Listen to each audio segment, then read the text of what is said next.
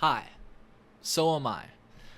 Just so you know, this episode originally streamed live around 9 or 10 a.m. on June 19th, 2026. Because it was live, I experienced some technical difficulties, of which, like dead air and stuff like that, of which I edited I edited out. So enjoy this live stream, this re-release of a live stream of the Cole Memo. Here it is.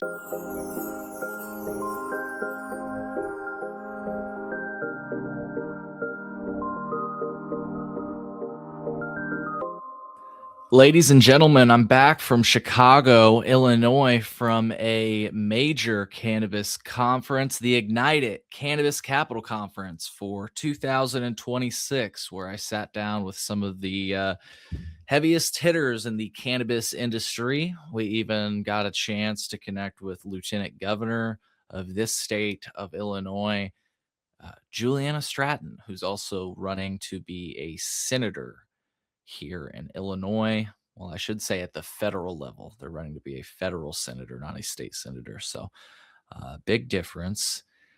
So, today I will be sharing some industry reactions from the Chicago Cannabis Conference. I sat down with a few different operators while I was there, captured their perspectives, and I'll be sharing them.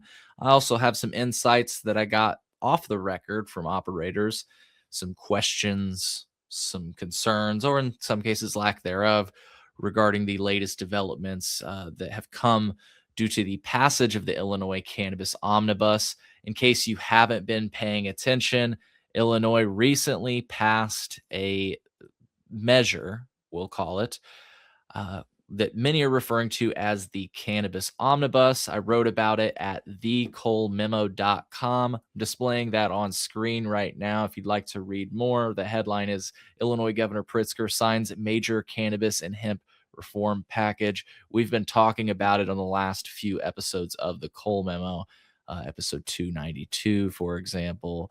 And we also cover the developments leading up to that. So check all of my content out at thecolememo.com. Like I say, we'll kind of get back to that topic in a moment. We're going to start today's show off with some federal developments. Very exciting stuff. There's some big news. This is going to be an exciting episode, huge episode. There's a lot to get through, so bear with me this morning as we go through it all. Happy Juneteenth. It is June 19th, Friday. 2026, just past 10:02 a.m. We are live here on the Cole Memo. Thank you all for tuning in. It looks like we've got just about a handful of listeners. I just about said a handful of growers. Speaking of which, just before we get into the show, I wanted to share some information on a local cannabis event that I got contacted on. And I think the best way to do this, just before we get, I think my listeners would be interested in this, my Illinois listeners. So before we get into federal developments, and then we'll wrap back around to Illinois developments. And honestly, we may be doing a bit of back and forth because some of these things are tying together. They're kind of the feeds are crossing, right? So I believe that Illinois News Joint reported on this. Yeah. So if you go to illinoisnewsjoint.com, which I'll display on my screen right now, the Aroma Grow Cup is returning for the second year. Apparently, it's the second annual, and it will be from 12 to 6 p.m. on August 2nd. Personally, never participated. I've heard of the Aroma Grow store. I've never been. I think I've met the owner once or twice. I've definitely seen them around on not only Instagram, but at other cannabis events. But just wanted to share this. Thank you for the invite, Aroma Grow Club or Aroma Grow Store, to the Aroma Grow Cannabis Cup, which again is on August 2nd from 12 to 6 p.m.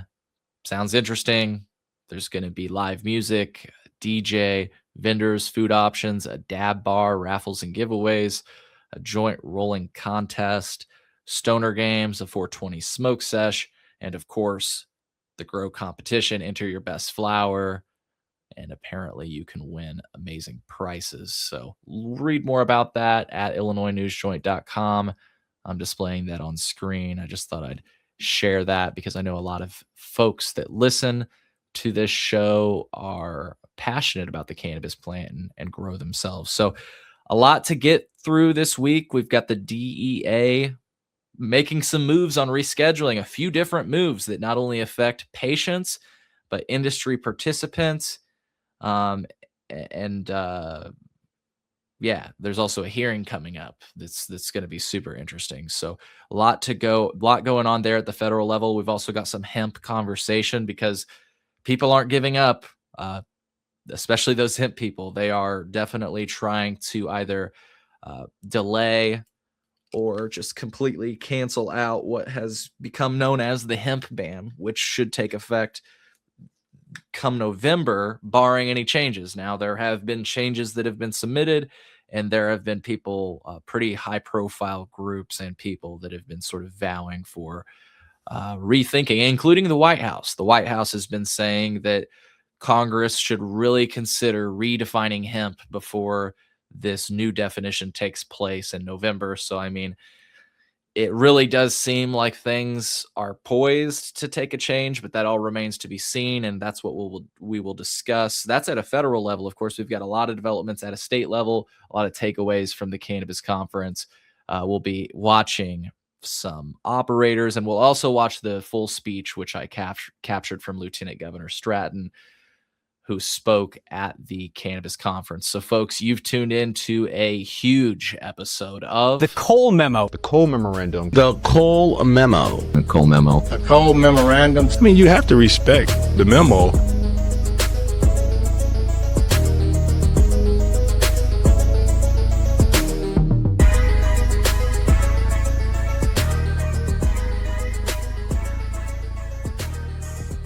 Before we get into it, folks, I want to remind you that you can find all of my content at thecolememo.com. One of the best ways to support my show is by smashing that like button, subscribing, and dropping a comment, sharing it with your friends. This show is recorded live to tape. If you're wondering, how do I get these live streams and participate in the show while it goes on? Like, for example, this person commented. I'm displaying their comment on screen. Folks, if you're watching right now live, feel free to drop your comments. We can even take live callers if anybody wants to call in. It's a good, fun time. I always love the interactive nature of this show. So if you're wondering how to catch the live streams, I would say the best way to do that is to go to thecolememo.com/YouTube, subscribe, and make sure you set up your notifications so that you get notified when we go live. That's the best way to ensure that you do not miss a live stream. But of course, our podcast is released on all podcasting platforms. The live to tape version releases on all podcasting platforms. So check us out wherever you get podcasts or at thecolememo.com/podcast. I just want to give a very large shout out to my patrons at thecolememo.com/Patreon. This week was a huge week in which your support was really appreciated. I traveled to Chicago, and of course, that's not free. I do some crazy things to really cut corners, including I don't get a hotel room, folks. Like, whenever I've traveled to Denver to do psychedelic policy coverage for Illinois. That was about a 16-hour drive. I slept in my car that whole week. I slept in my car earlier this week. These are ways I try to cut costs so that I can get you the coverage that you want. And I also selfishly find a lot of value in covering this stuff. I'm just a nerd, but I try to. The reason I do all of this, like you're watching this right now, this is not free to do. Like, I could just totally learn all these lessons and keep it to myself, but I have chosen to purchase this equipment, to purchase this licensing, so that I can distribute this information. And so the fact that some of you are willing to support that by way of Patreon, which is just a $3 a month contribution, that means the world to me. I've also gotten contributions at colememo.com/support very recently from folks. You can make a contribution of your choice, $1, $5, whatever. Literally, you can pick, and the payments are processed by Stripe, so you don't have to worry about your information being stolen or anything. And if you can't afford to support the podcast, I don't blame you. I can't afford to do the podcast. I can't afford really it's the economy is getting kind of crazy. I feel like at this point it's getting really close to me not being able to like afford to do some really basic things. I've recently been forced to start home growing again, which I know, oh, that sounds like such a first world problem. Like, oh, you can't buy your weed anymore. You have to grow it yourself. It's like, yeah, I got a little lazy. And now I have to start growing weed myself because the times they are a tough, folks. So if you're able to support the show financially, that's appreciated. If you're just one of the best ways to support the show, I know a lot of people give emphasis on money and that helps, right? The best way to support the show is by liking the show, subscribing, and sharing it with your friends, sharing it on communities that you're a part of. If share it with your bud tenders, your drug dealers, your grandma, like um, that is the best way to support this show. Get it in front of more eyes so that I can get more contributions, and don't hesitate to comment as we go through the show. So, with all of that said, let's get into the show. We're going to start off with federal developments. And like I said at the outset of this show, we're probably going to weave back and forth between some local, state developments and uh, federal developments because they do intertwine. So, let's get into it, folks.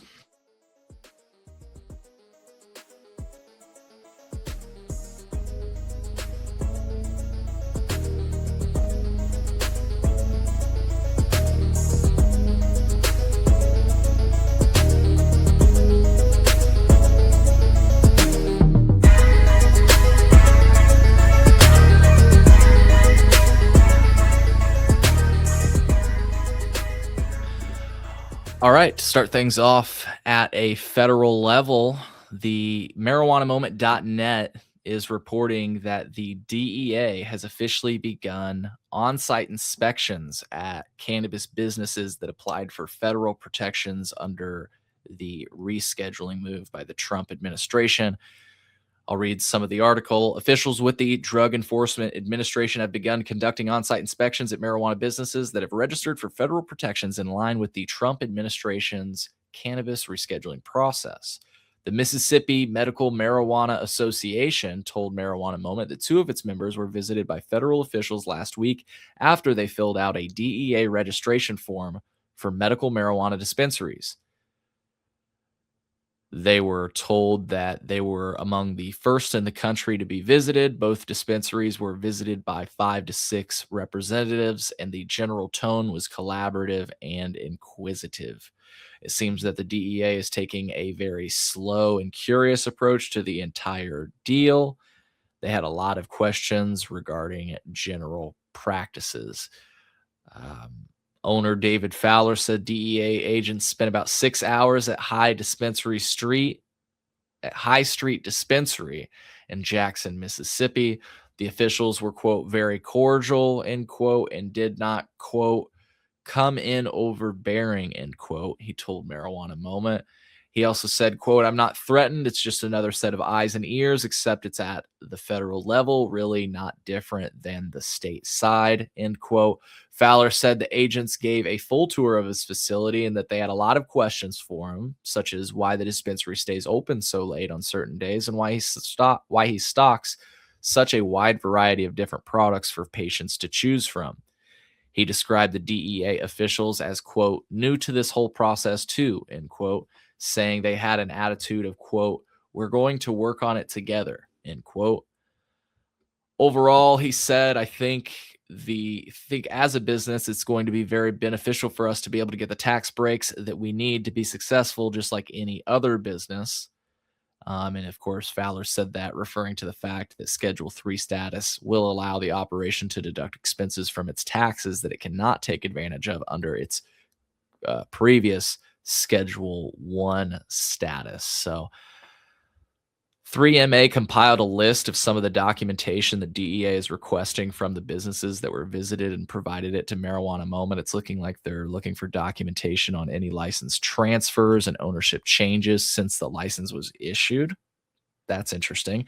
Any communication to and from regulators regarding fines, violations, etc. Interesting. Wonder if that will be, if you could FOIA that information, because at a state level, that information is protected when that information gets turned over to So the two last bullet points I just read are protected information under the state law, and this next one will be too. It looks like all of this most of this information would be protected by state law, but I wonder if it gets overturned to the feds, if it would then become open to more transparency. I'm not sure, but I'll continue. Any communication to and from regulators regarding fines, violations, etc. Sorry, I think I already read that one. List of all owners of the license, their contact information, their social security number, and any other businesses that the owners have interest in, regardless of medical marijuana affiliation. That's going to be an interesting one. Narrative of the business history, how the business was started, what motivated owners to start the business, list of all products in inventory, must provide a complete list of inventory to DEA every 2 years. List of all vendors that dispensaries purchase from, description of ordering process, narrative of how the dispensary determines what products to buy, narrative of the patient dispensary process, intake, purchasing, tracking, their metric purchase history, which I don't know if that's talking about patient metric purchase history, but if that is certainly interesting to think about. If the feds are going to be handed over metric purchase history, is that I mean, you have to assume that's only for medical sales. Narrative of how sales records are stored, training documents, documentation of all employee records, complete security plan, including the names / version of hardware and software used within the dispensary, and a sign must be displayed outside of the dispensary stating that the facility is under 24-hour surveillance. Marijuana Moment reached out to the DEA to find out more about how many inspections the agency has carried out so far and which states those actions have occurred in, but a representative was not immediately available. So, of course, just as a recap, and this is from Marijuana Moment, the agency launched its initial registration form for dispensaries in April, days after Acting Attorney General Blanche issued an order immediately moving marijuana products regulated by a state medical license from Schedule 1 of the CSA, the Controlled Substances Act, to Schedule 3, along with marijuana products that are approved by the FDA and Drug Administration. Important to note that those are two separate distinctions. A lot of people get lost in the sauce in that statement. So a hearing will be later this month. We're going to talk about that in a moment. That will consider the broader marijuana rescheduling. In other words, will adult use qualify as Schedule 3? DEA also said it will soon be rolling out new forms for additional types of state licensed medical marijuana businesses beyond dispensaries, such as manufacturers, distributors, and laboratories. The currently available registration form for state licensed medical marijuana dispensaries asks for information about their processes for storage, ordering, dispensing, inventory, maintenance of records, and other aspects of their business. And you can read more about all of this at marijuanamoment.net. I will put the link in the show notes. I think it's interesting to hear that there's movement here. This sort of speaks to the expedited processing that supposedly takes place for medical. And I get these dates mixed up, but I get the impression that if you have a state medical marijuana license or state medical cannabis license, you can apply for the DEA license, and if you do that before the 26th, you get expedited processing. Now, I'll mention this later, but the 26th is a week from today, and it remains to be seen for operators in the state of Illinois, for example, just to kind of take a zoom in. I know we were talking about at the federal level, but to zoom in to Illinois, this cannabis omnibus recently passed, which we're going to talk about in our Illinois section of today's episode. And operators seem to be able to get medical cannabis licenses, but it's unclear on how they do that, or honestly, if they do that. Again, we're going to talk about that more, but my whole thing is, however that occurs, I'm wondering if everything is going to be in line for people that wish to apply for DEA licenses ahead of the 26th or by the 26th so that they can qualify for this expedited processing window. I mean, maybe there will be another expedited processing window after the 29th, which is when that hearing takes place, which we're about to talk about. But I just wanted to say that because I can't help but wonder if these inspections are a result of that expedited processing window. So thank you everybody for tuning in. Some cat on the internet says, greetings, fellow cannabinoids. How long will this process take for everyone to change over? The Moody Z Flower, can you clarify what you're asking me here? I'm sorry. Looks like you posted it just a minute ago, but I've been kind of bouncing around through topics, so let me know. We have about just a bit over 20 people tuned in live across platforms, so drop your comments below if you have any. Here's an interesting development that has come as a result of Schedule 3. Actually, this is not a result of Schedule 3. We're going to talk about that later. To keep the subject on Schedule 3, let's talk about the DEA announcing participants for the upcoming hearing that we were just referencing. So I will display that on my screen here in just a moment. Basically, the DEA announced the interested parties. We're actually going to pull up the DEA's website to show you that list. Here it is. I'll make the screen big. The DEA announced yesterday the interested parties for the upcoming rescheduling hearing set to take place on June 29th at 9 a.m. Eastern Time. I did ask people that are participating in this hearing, which we'll talk about here in a moment.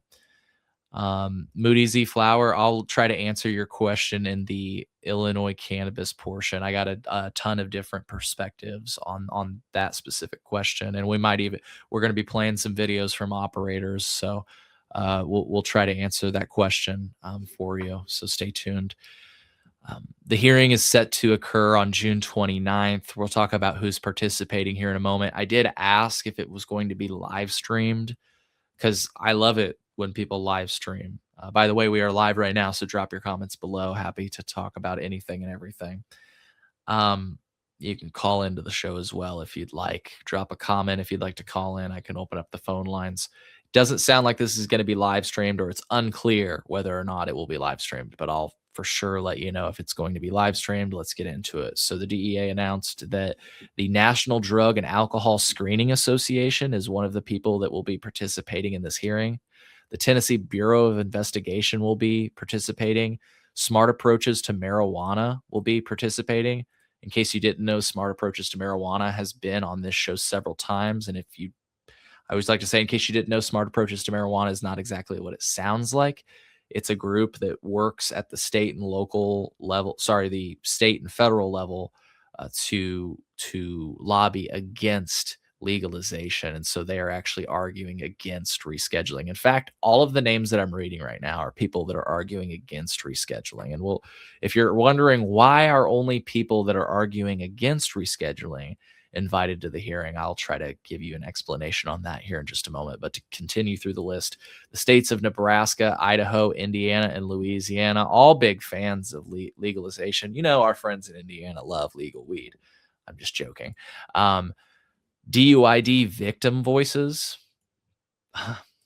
Kenneth Finn, Philip A. Drum, Farm D. Yeah, I'm pretty sure I saw some people look up these names. That's what I'll just say. I'm not going to try to color your opinion. Why don't you look up these names yourself? I just told you about smart approaches to marijuana. That's what they should call themselves, smartest approaches to marijuana. I'm just joking. If you want to hear me have conversation with folks from that group, I've debated them. I've had other people from advocacy organizations debate them, and I've just kind of played the moderator, the unbiased moderator. You can listen to those interviews at colememo.com/Sam. That's COLEMEMO.com/Sam.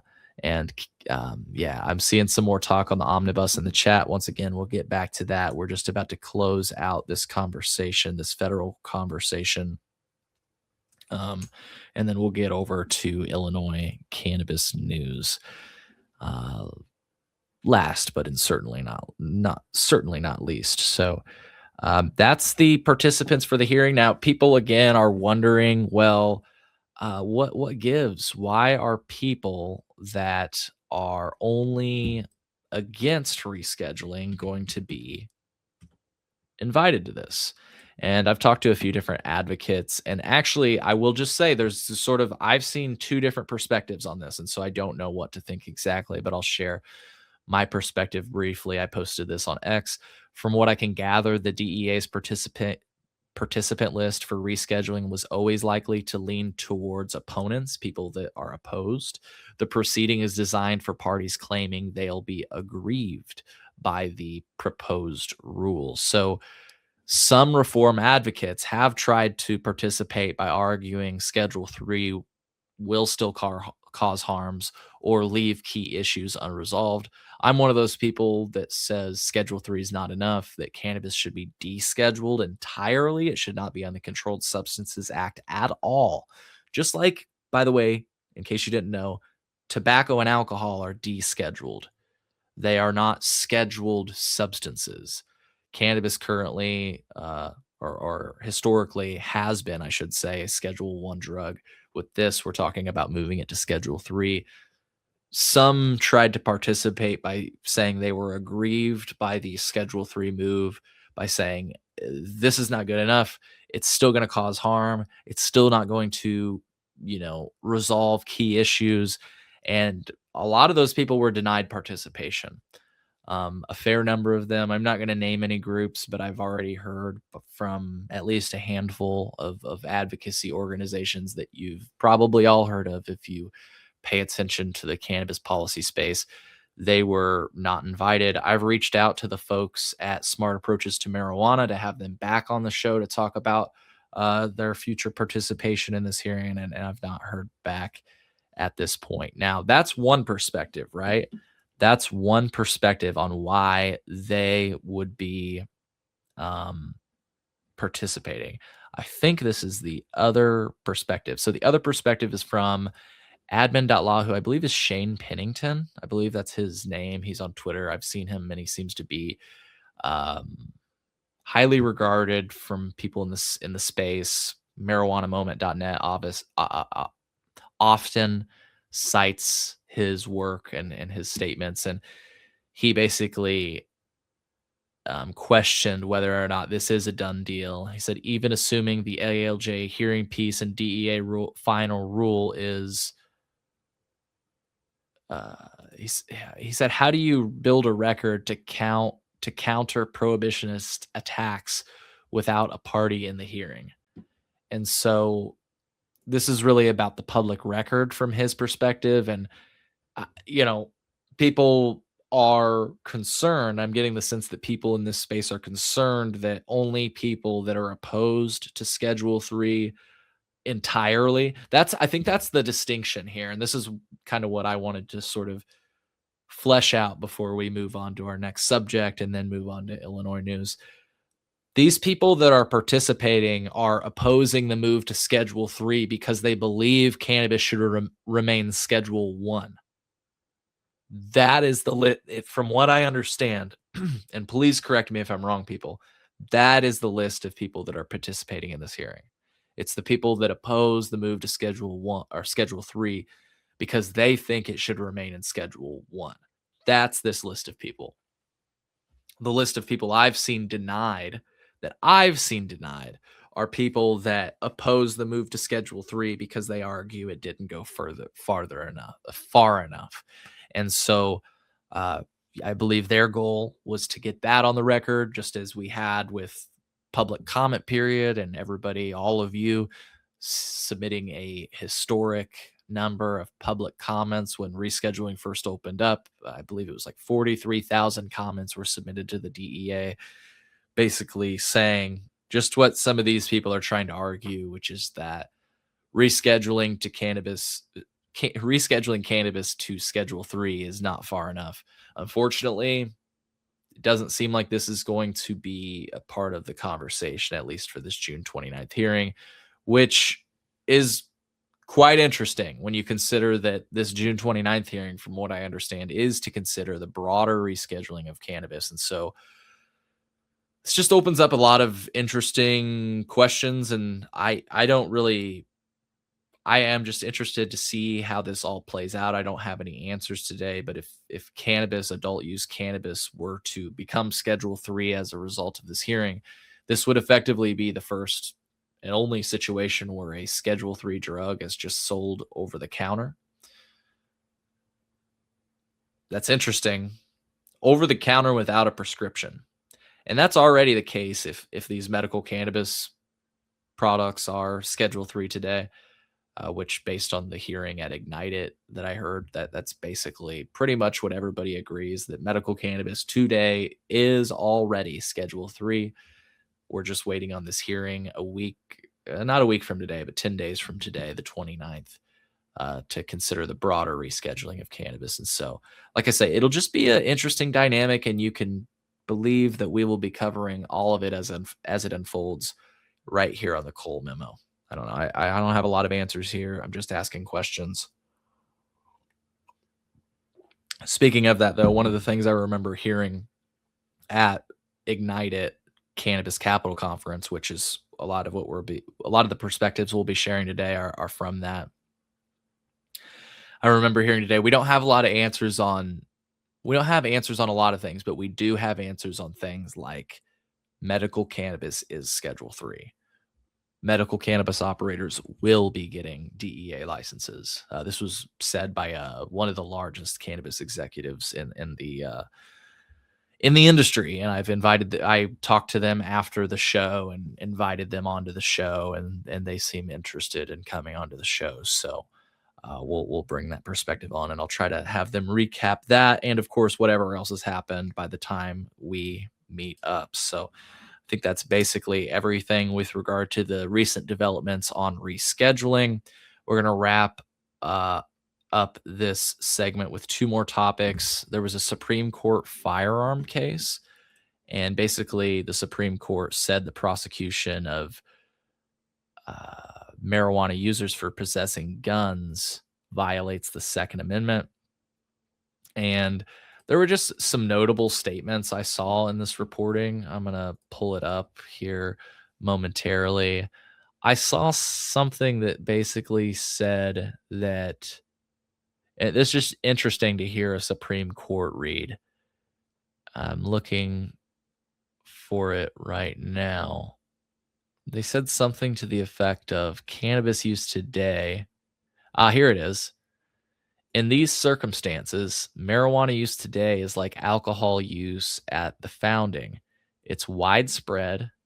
It's increasingly considered socially acceptable in many quarters. And from a practical standpoint, law enforcement widely tolerates the use of marijuana. 6 other justices signed on to Gorsuch's majority opinion, and 3 separate concurring opinions were also issued. I'll have this full article linked in the show notes, as well as most of the other things. I try to do a good job of, if you check out the show notes for the show, I try to always link what we discuss in the show notes. So definitely check that out. So we have covered basically everything at a federal level. We're going to cover out with some hemp coverage briefly.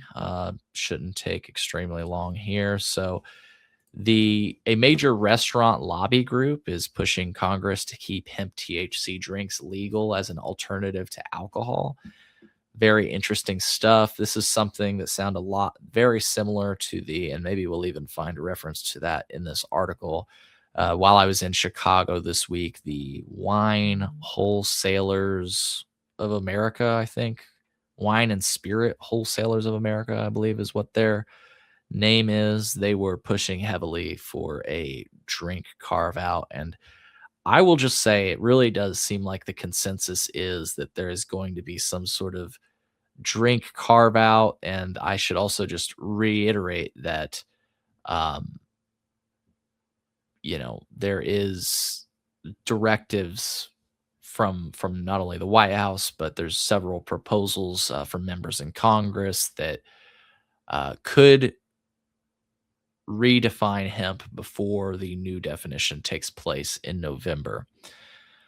There's also a new initiative the administration launched in April to cover up to $500 worth of hemp derived products each year for eligible Medicare patients. And we're going to talk about that in this next interview. But I just wanted to kind of briefly cover that it seems like there are some pretty big interests searching to push for a beverage carve out for hemp derived products. And so I just find all of that to be very, very interesting.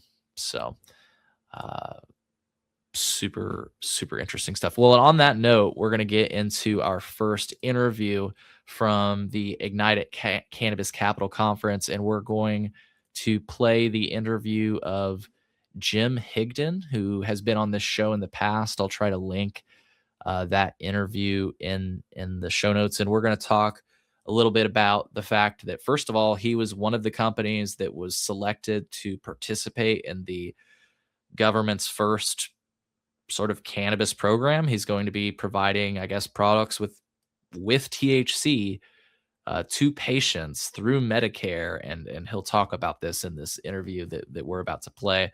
I also sort of get his take on the sort of beverage carve out as a consumer. I love the beverages, don't get me wrong, but I also love all cannabis products, and I don't stop at beverages. So we kind of close the conversation with some of that, and I may have some thoughts, as we rewatch that. But let's watch this interview featuring myself and Jim Higdon from Cornbread Hemp.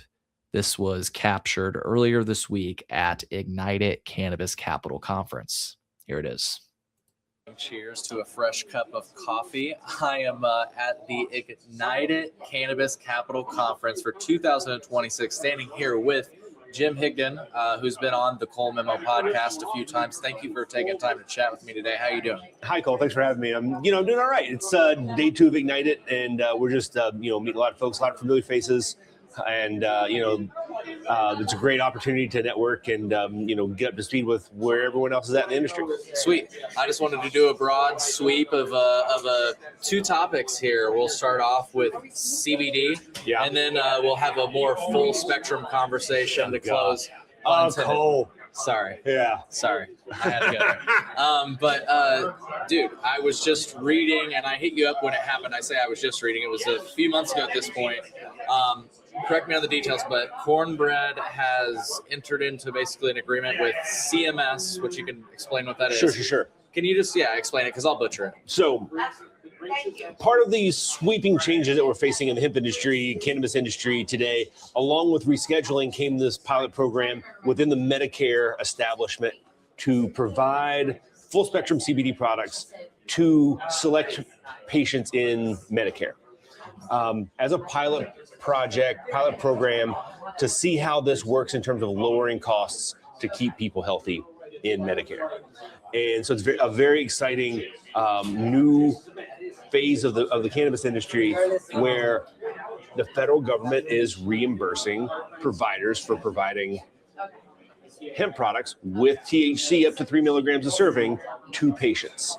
And if we can make that program work, it could expand into private insurance reimbursements for Schedule 3 medical marijuana potentially in the future. So the implications of what we're opening the door to is very exciting. And so Cornbread, because we make the products that are applicable to this program, we make full spectrum CBD products with a 25-to-1 ratio CBD to THC. We make them in 25, 50, and 100 milligram CBD serving sizes, doses.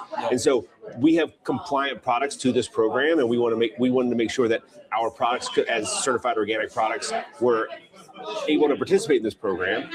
And Louisville, Kentucky, where we're based, also has a robust healthcare industry. And as part of that healthcare industry, there is a GPO there. And a GPO is a group purchasing organization. It's essentially a broker for medical supplies, whether that's drugs and medical devices, or just the trash can liners and latex gloves and cotton swabs that any doctor's office has stocked. All that comes purchased through one of these GPOs. So it's a institutionally understood way to sell and purchase into the healthcare industry. Cornbread signed an exclusive contract with the GPO, Alliant Purchasing, that serves something like 68,000 doors across the country in the healthcare space. So that's very exciting for us at Cornbread. It allows us, when this CMS program really gets up and running, it gives us an ability to touch providers all across the country in a way that those providers understand. So it just gives us an opportunity to get involved in that program in a very direct way. Yeah.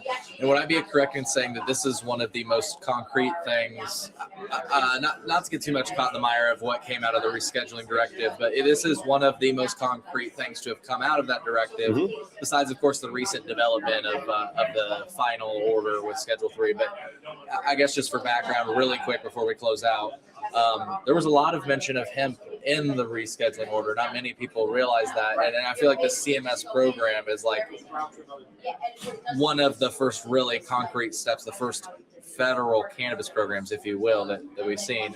Am I on target with that? Or like, yeah, I mean, it's the first time in history that the federal healthcare system is bringing cannabinoid products into the fold. In the past, or even recently, doctors still frown upon patients coming in with cannabinoids in their system, and this is turning the page on that. It's opening the door to doctors providing cannabinoid to patients for treatment and therapy, and it's a really big deal. It could revolutionize the healthcare system, and it could revolutionize the cannabis and hemp industries once this program proves itself to be viable, and that it reduces costs and keeps people healthy. Awesome. And I think I have two angles with this last topic. Again, back on the topic of the rescheduling directive, there was this, let's say, words of encouragement towards Congress that sort of acknowledged that the definition of hemp had changed, and that Congress should maybe reconsider, redefine hemp. I'll just get to the chase. Do you think that has a chance of happening before the November deadline? What are your thoughts on that? So we've seen signals from the White House more than once since December. We saw it in the executive order in December. They said, hey, Congress, fix it. The president on his social media platform posted about it a few months later. And then just earlier this month in June, there was a statement of administration principle from the White House following the Agricultural Appropriations Rules Committee decision to rule all the pro-hemp amendments out of order. The White House responded by saying, we want Congress to fix this. And the words in that statement were really important. It said, at a minimum, we need to keep full spectrum CBD legal. So the White House has gone from, we need to protect full spectrum CBD, which is important, to now saying, at a minimum, we need to do that. And opening the door to a beverage lane, it appears, not spoken, but implied, that there's a beverage lane that the White House is contemplating in the what we need to protect and save in interstate commerce that hemp currently has, that will be ruled illegal come November if we don't get a fix or an extension. Yeah, and that was actually going to be my last question. I haven't seen your interview with the Dales Report yet because it was just shot yesterday. Yeah. But I walked by and I heard talk about THCA and synthetic cannabinoids, and it seems like there's been a change in direction and sort of opinion maybe by some people. And I guess just to cut short, it seems like people are starting to say that beverage may be the only path forward for cannabis in the form that we knew as hemp, I guess. And I guess, without having a direct quote of what you were discussing, can you give me a little bit more on that? Because I guess just to tell you why I'm asking, people sometimes in the marijuana space or not just to make it about that, people will criticize higher dosed beverages. They'll criticize THCA flower. Personally, I have a higher tolerance, and I've always I find value in cannabis testing, but never had a problem with smoking untested cannabis either, really. And so I'm very passionate about the level of access that I got through him, and I kind of almost get personally offended when people talk bad about those subjects, like we hear some people sometimes do. And I guess, why do you think that it seems like the hemp movement has sort of left with those products? Maybe I'm just parted ways with THCA flower and vapes, and you could even argue like high dose edibles, whether that be gummies or. Look, I can only speak to what Cornbread does. Cornbread makes full spectrum supplements. Yep. We make THC gummies a 1-to-1 ratio at 10 milligrams, and we make beverages. Yeah. And those are the lanes that we're comfortable with. We don't make vapes, we don't make flour, we don't make smokable products. Yeah. We feel like Cornbread feels like those products belong in the dispensary in the regulated market. And we need comprehensive cannabis legislation to define these lanes so that the people who have invested in the regulated dispensary space have some protection and know that the store next door isn't undercutting them by selling an unregulated product. It's totally understandable. At the same time, we have to have a pathway for beverage, and we have to have a pathway for supplements. Yeah. The supplement pathway is being clearly spoken for by Howard Kessler and the CMS pilot program, and there are a lot of stakeholders interested in maintaining the beverage lane outside of the dispensary, in stores and retail locations where consumers are used to purchasing intoxicating beverage products, liquor stores, and on premise in bars and restaurants, festivals and events. Like, these are all very important pathways to maintain. And with that lane, we can increase the tax base so that our friends in the cannabis industry can get some tax relief by having taxes collected on hemp products outside the cannabis dispensary space. Can I ask you, do you think the future does include that it will only be, I know this might seem like a very nitpicky of me, but do you think it will only be low-dose beverages outside of dispensaries, and that flower will never break out of that cage? Or I know I'm asking you to speculate. You're again talking about beverage only, and I'm talking about beverages and supplements in interstate commerce. Right. And flower belongs in the dispensary, but there should be interstate commerce for flower as well. Dispensaries in Chicago ought to be selling the best flower available from California, Oregon, and elsewhere. And it's silly that we can't, except for that's just what the industry has grown into based on what we've been allowed to sell, because it's still Schedule 1.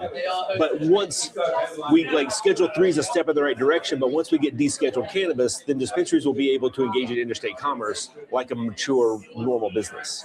I'll put a fine point on this question, then we can close out. I don't know how it works in Kentucky, but here in Illinois, I can buy alcoholic beverages of all ranges of potency wherever I want, basically. And that's kind of what, do you see a future where cannabis can be treated like that?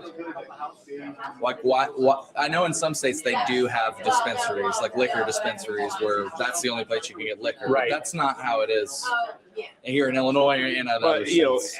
Every state has its own liquor laws. That's the nature of the beast. True. In Kentucky, you can't buy spirits or wine in grocery or convenience. Right. You can only buy malt beverages in grocery and convenience. Everything else is sequestered to a liquor store, and Kentuckians are fine, more or less fine with that.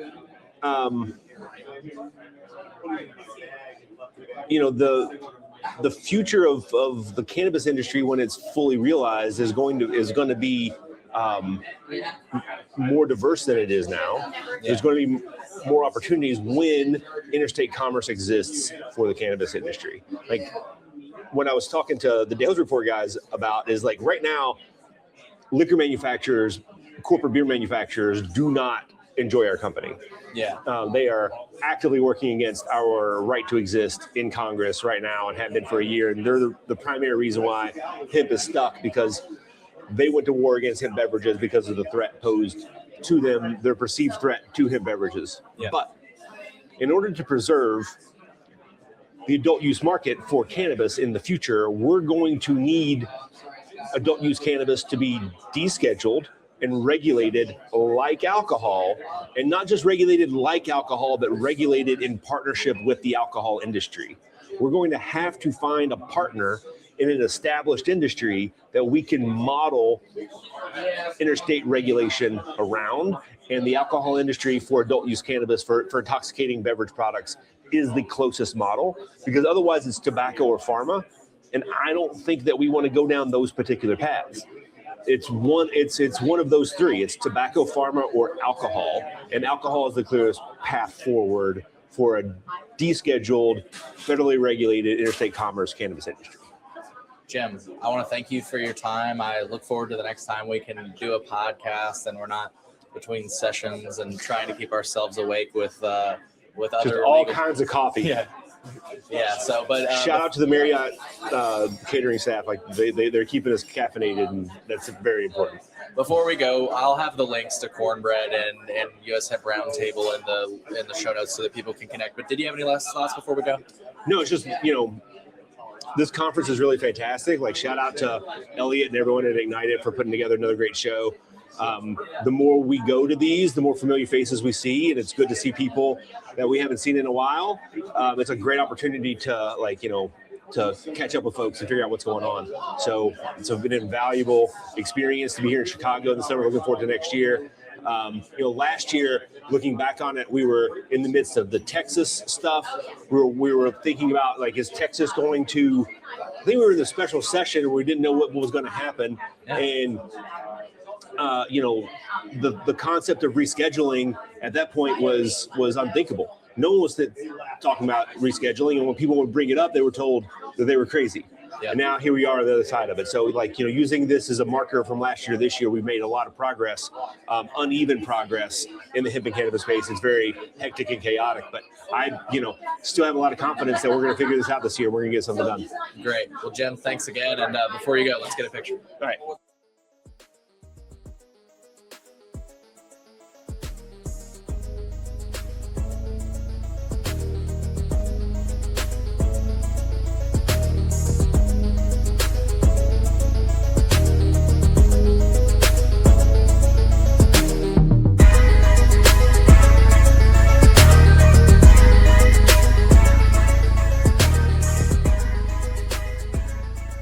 All right, ladies and gentlemen, let's talk about Illinois cannabis news, shall we?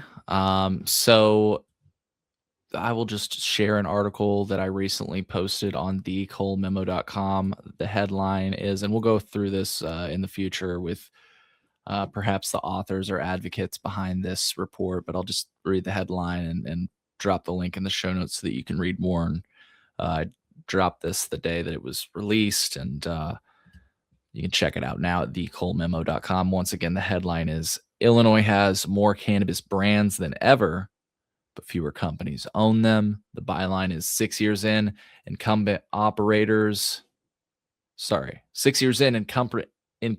cannabis corporations still taking nearly 79 cents of every dollar in statewide revenue. Definitely read that article at thecolememo.com. We've got the full report and so much more in that article. So free to read, colememo.com. I'll have that link in the show notes. So folks, I went to the Ignite It Cannabis Capital Conference this week in Chicago, and I will tell you that optimism was higher than I was. There was good energy in the air. Everybody, all the industry participants definitely seemed excited, optimistic. There were still questions that remain, specifically on the medical license. So in case you missed our coverage on thecolememo.com, it's one of our top articles right now at thecolememo.com. I'm displaying the headline on screen right now. Illinois Governor Pritzker signs major cannabis and hemp reform into law. And one of the key changes was that it allows adult use dispensaries to register as medical cannabis dispensaries, and which would allow medical cannabis patients to purchase from participating adult use dispensaries at the medical tax rate. I, of course, have been asking the question, and I asked earlier, when can they get these licenses? How can they get these licenses? And I asked a few different operators while I was at the at the Cannabis Capital Conference, and I got so many different answers. There were some people that think they don't even need a medical license. They said, Cole, we're just modifying our tax rates and our point of sale, and we're just going to start selling to medical patients. And I said, well, how are you going to track that in the allotment system? Because this isn't just about tax.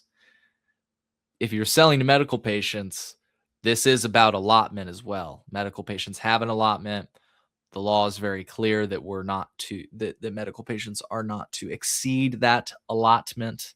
And so my thing with operators that were saying they don't need one, I mean, I don't know the answer, but that was my first thought, is that you say you don't need one. Well, I feel like you do, but they tell me, no, this is just something we can change on taxes. Other people are saying, no, you do need one, but it's free. And we might even share some perspectives that sort of say one or all of these perspectives that I'm sharing with you now. Because again, I heard mixed reviews. People didn't really seem to know the answer. So some people are saying, yes, you do need one, and it's going to be free. And so here's my question: if you need one, and I asked this on last week's show when we broke the news that the omnibus had been passed. If you need one, how do you get one? Is there a rulemaking process for that? And can that be done before a week from tomorrow, which is the deadline for expedited processing for people that have medical licenses? I asked some people if they're concerned about that, and some of those people that I reached out to say they don't have concerns, and they pointed to the hearing on the 29th. So I don't know if they know something that we don't know about the hearing on the 29th, and maybe there's going to be another expedited processing window for incumbents that have adult use licenses, for example. They had that one for medical licenses, and that ends, I guess, a week from today. Will they have one for everybody on the 29th? And what will the processing look like for those people that miss the expedited processing window? I don't know. I will just say the reason I'm asking all of these questions is because before we legalized adult use in Illinois, and before some states legalized, there was this debate about first mover advantage and how some of the large corporations were poised in many states, including Illinois, which is sort of what that first report we started off with, to benefit based off of the way the policy was written. And so this seems like another case of that. These operators, mostly have medical cannabis licenses in the states that they operate in. And so they seem ready and primed to apply for this hearing on the 29th, should they consider to. Meanwhile, some of these social equity operators or adult use license holders, it seems like there's unanswered questions. Now, there's a third group of people.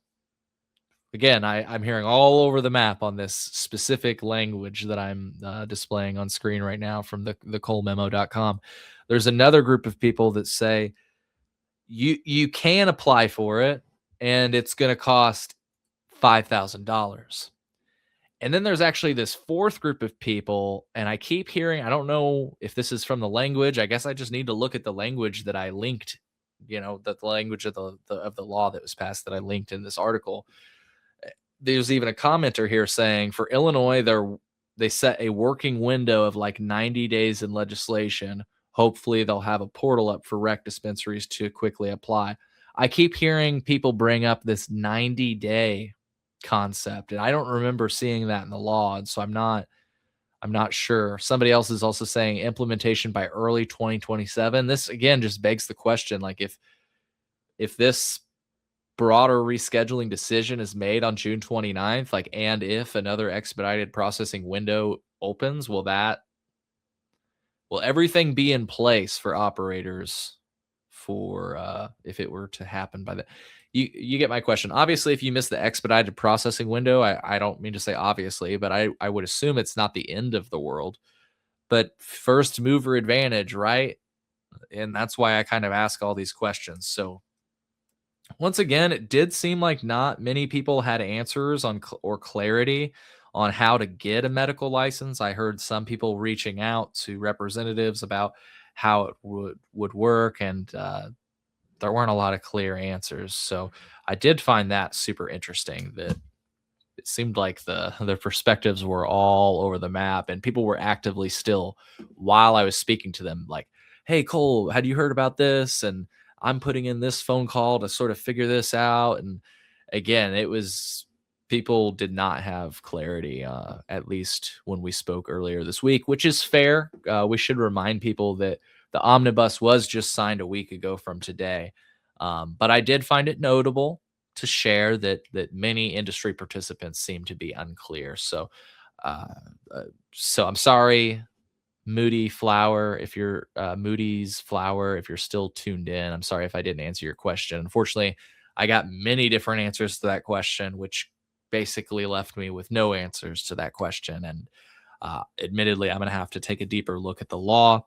You can all do that if you check out the article that I posted and was just sharing on screen a moment ago from thecolememo.com, which details the passage of the omnibus. So,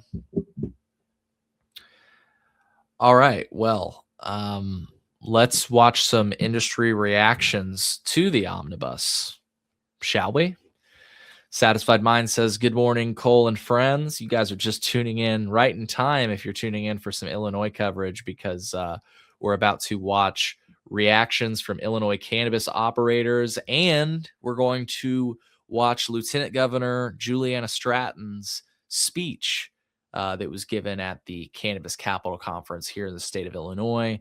I had a brief interaction with the Lieutenant Governor after the speech. We'll talk a little bit about that to close the show. But for now, let's hear some industry reactions from the omnibus, starting off with Berwin Tompkins from I Got the Munchies, who actually gave me a sucker, which I'm not going to have this morning, but I do plan to have soon. And I actually plan to have it on the podcast. We'll talk about how effective it is. I'm pretty sure I'll have to ask him the dosage on the sucker again, but he sells infused suckers and other things in the state of Illinois, and this is his reaction to the omnibus.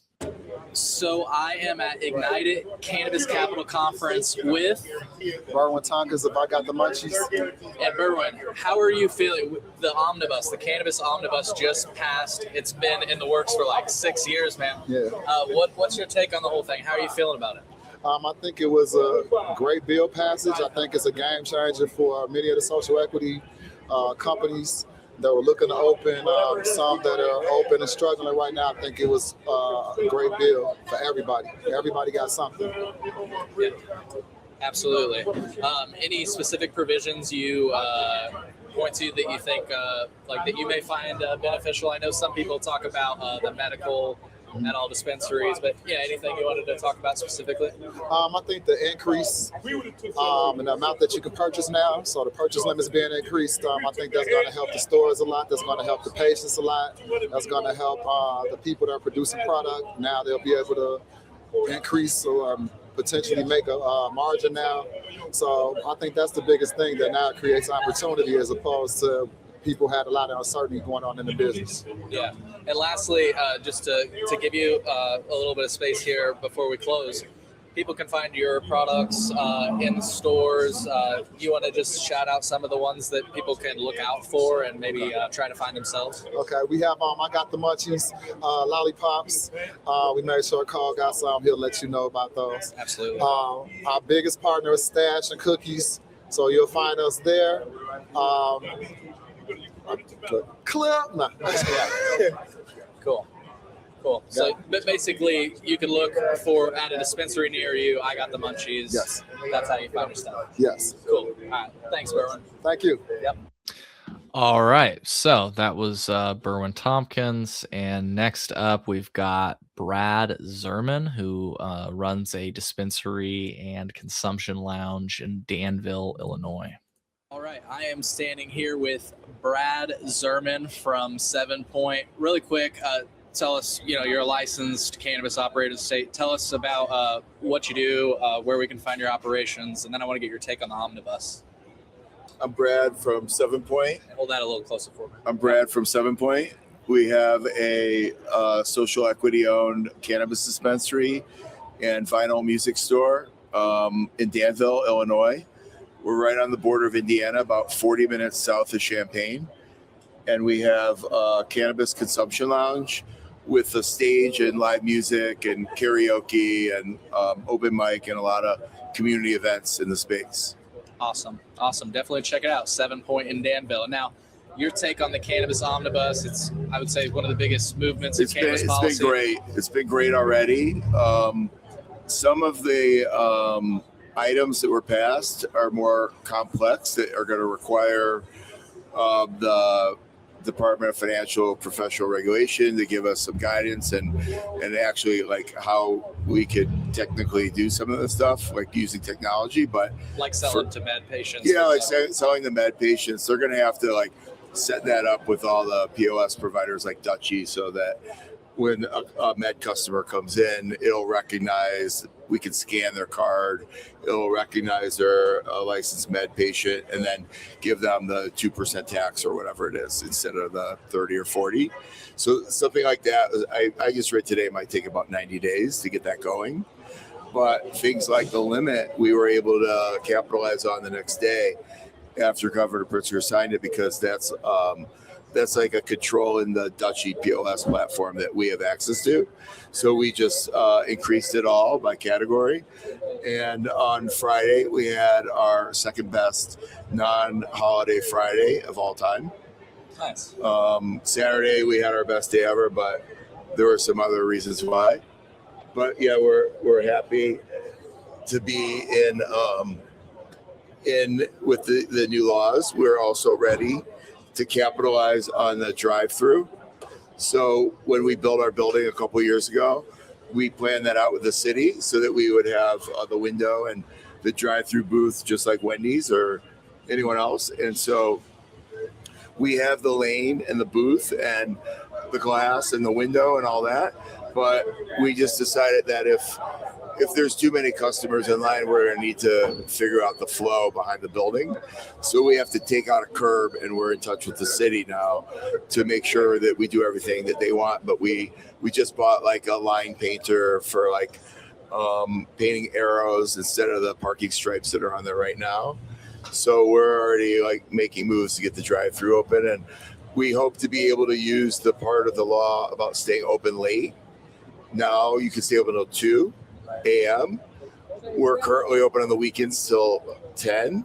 So we're considering like Wendy's or Taco Bell, the stores open till 10, but the windows open late. And then we might sell like a couple snacks in the window, coffee, things like that to make it just more interesting. Very cool. Now, I know that this has been like, let's say 6 years in the making, and we just got past the finish line. And as you just said, some things still have to be worked out. What's next? Like, do you have other pain points that weren't addressed? Like the capital, which we've just been talking about before we went live right here, or whatever, the capital issue is a really big issue for us. We built a super expensive brand new building in a rural area during COVID with 40% inflation on construction. So now we're paying the price of that. So it would be great if we could increase our revenue more. I also think that the part of the law that will help us is with the smoke shops not being able to sell flower and vapes. We don't really know how much that interfered, but we expect that that's going to help things a lot. And then we're on the border of Indiana. So nationally, like at the federal level, when things happen in November on that might help us even more, because the Indiana smoke shops would then be tightened up and not be able to do some stuff. Makes sense. Well, thank you. I think they did a good job with everything. I mean, I think there's really a lot of new ways that patients have access to cannabis, the medical, the drive-through, the curbside. That, like, people are medical, they need drive-through and curbside. Why do they want to get out of the car? Especially in Illinois in the wintertime is really, people get hurt, that aren't disabled in the winter just getting out of the car. So that's going to be cool. And the for us, especially be on the border, that the out-of-state limits were increased. that's really, even if you think about it, an environmental issue. Like, yeah, okay, everyone wants to smoke more cannabis, but some people are disabled out of state. It's hard for them to get there. If they can buy more, it'll be easier. But environmentally, gas prices are so high, and people are traveling like 2 hours or more to get to our store every day. So that'll work. Awesome. Well, Brad, thank you for your time, and Thanks I look for having forward me. to having you again. Sounds good. In the lounge. Yes, in the lounge. All Excellent. right, cheers, man. Okay, so that was Brad Zerman's perspective. We are live, folks, so drop your comments as we continue through. Next up, we've got just a couple more licensees' perspectives. Next up, we've got Talvin White, who I've actually not spoke to before, and then we'll be closing out our licensee perspectives with J.R. Fleming. Then we have a legal perspective, and we'll close out with the speech. And I can maybe tell you a little bit about my interaction with the lieutenant governor of the state of Illinois. And kind of crazy to talk to Governor Pritzker's right-hand person for but a brief moment. I hope she recalls what I briefly said to her, but we'll talk about that in a moment. Let's continue with licensees' perspectives on the Cannabis Omnibus. Here is Talvin White. I am at the Cannabis Capital Conference in Chicago, speaking with Talvin White, CEO and founder of Cannafarm. And where can people find more information about Cannafarm online? TheCannafarm.com or my personal Instagram at MilkyC5 Cash. Perfect. And we'll put links to that in the show notes, folks. Friday of last week, pretty historic. Governor Pritzker signed cannabis legislation into law. I'm getting licensees' perspective on the legislation. What are your thoughts? The good, bad, the ugly? I mean, anything that they can do for us will help. A lot of good things were in that bill.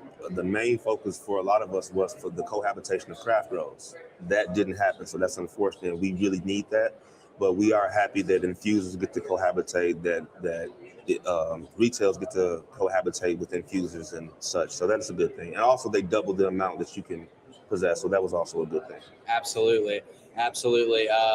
I'm guessing you have retail. Are you excited about the prospect of being able to sell like to medical patients, stuff like that? Yeah, but I also know what that entails. That will only go into the purview of the medical companies until the governor decides that falls into adult use. So it's going to take a while for that to be actually implemented, Gotcha. In my opinion. Really quick, have you been given any clarity on how you would be able to do that, like serve to a medical patient, or are you still waiting to get I understand how it would happen. I mean, you can get DEA certified once that procedure is in place, but you have to wait for the procedure to get in place first. Understood. In my opinion, why would you do the other first? Makes sense. Any other general thoughts on the omnibus itself?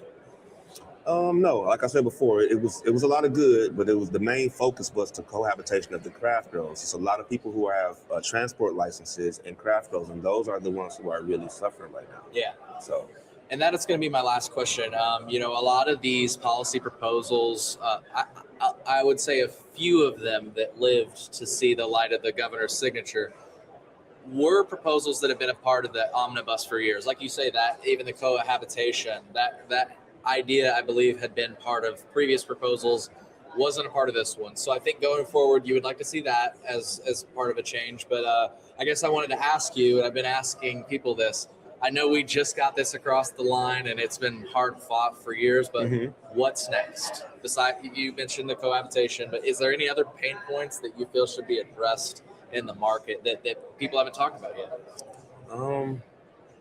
The costs and fees for people to operate always trickle down to the consumer. So I feel like education and the consumers need to get more involved in lobbying. And I feel like that those changes need to be made sooner rather than later. Well said. Well, Talvin, thank you. Any last thoughts before we go? That'll be it. Cool. All right. Thank you, sir. Thank you. All right. That was Talvin White. I just want to thank everybody again for taking the time to speak with me at the Ignite It Cannabis Capital Conference. This next perspective is that of J.R. Fleming, who has called into the show in the past, if I'm not mistaken. I remember, I feel like he was kicked back smoking in that episode. In this episode, we are standing in front of the Marriott outside of the Ignited Cannabis Capital Conference, uh, in the cool kids section where everybody's smoking, right? So here is J.R. Fleming's perspective on the cannabis omnibus. Standing here with Willie J.R. Fleming. how's it going? Good. Shy can. Y'all know what it is. Shy can. If anybody can. If I can, you can. We can. Shy can. Hell yeah. You know, I represent Public Square, CEO of a craft grow cultivation social equity license, infusion transportation license, SWIC, South and West Side Couriers of Chicago, social equity license holder, trade association president. If anybody wanted to support what you have going on, like as a consumer or anyway, where could they find that information? Man, definitely Instagram, Willie J.R. Fleming on Instagram, or I am J.R. Fleming on Instagram, Willie J.R. Fleming on Facebook, and then JR at Shycan.com. Shycan with the 2 N, JR at CHICANN.com. Great. And I'll have that in the description for folks if it helps. What is your take on the cannabis omnibus package, which I will just say is, what is it, 6 years? 6 years in the making? 6 years in the making. You know, SB 3222. Yeah. Finally, do some do. Oh man, my take is excitement, happiness. You know, with any legislation or bills, it can always be bittersweet, right?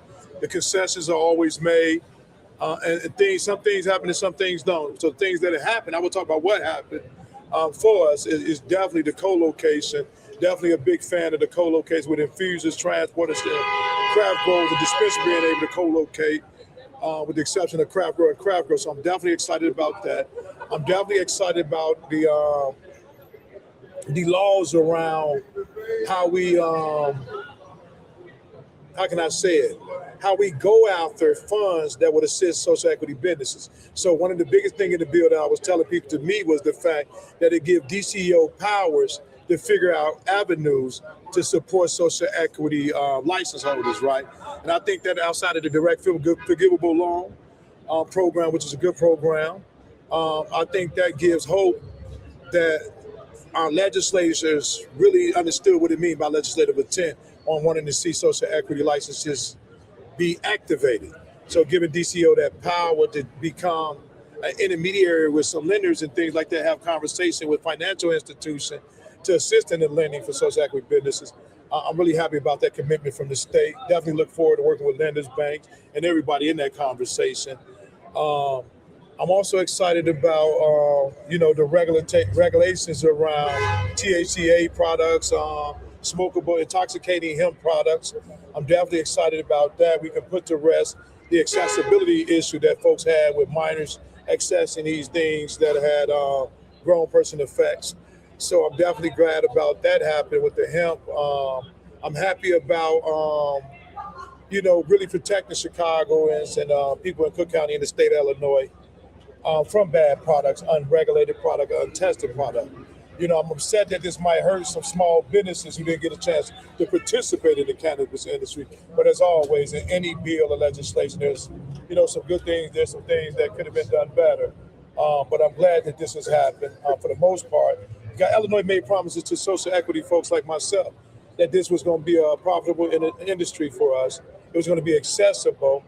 And I think they finally started to live up on some of the commitments legislatively. I mean, it's been 6 years in the making. 6 years in the making, for this to happen, so we're really excited about that more than anything.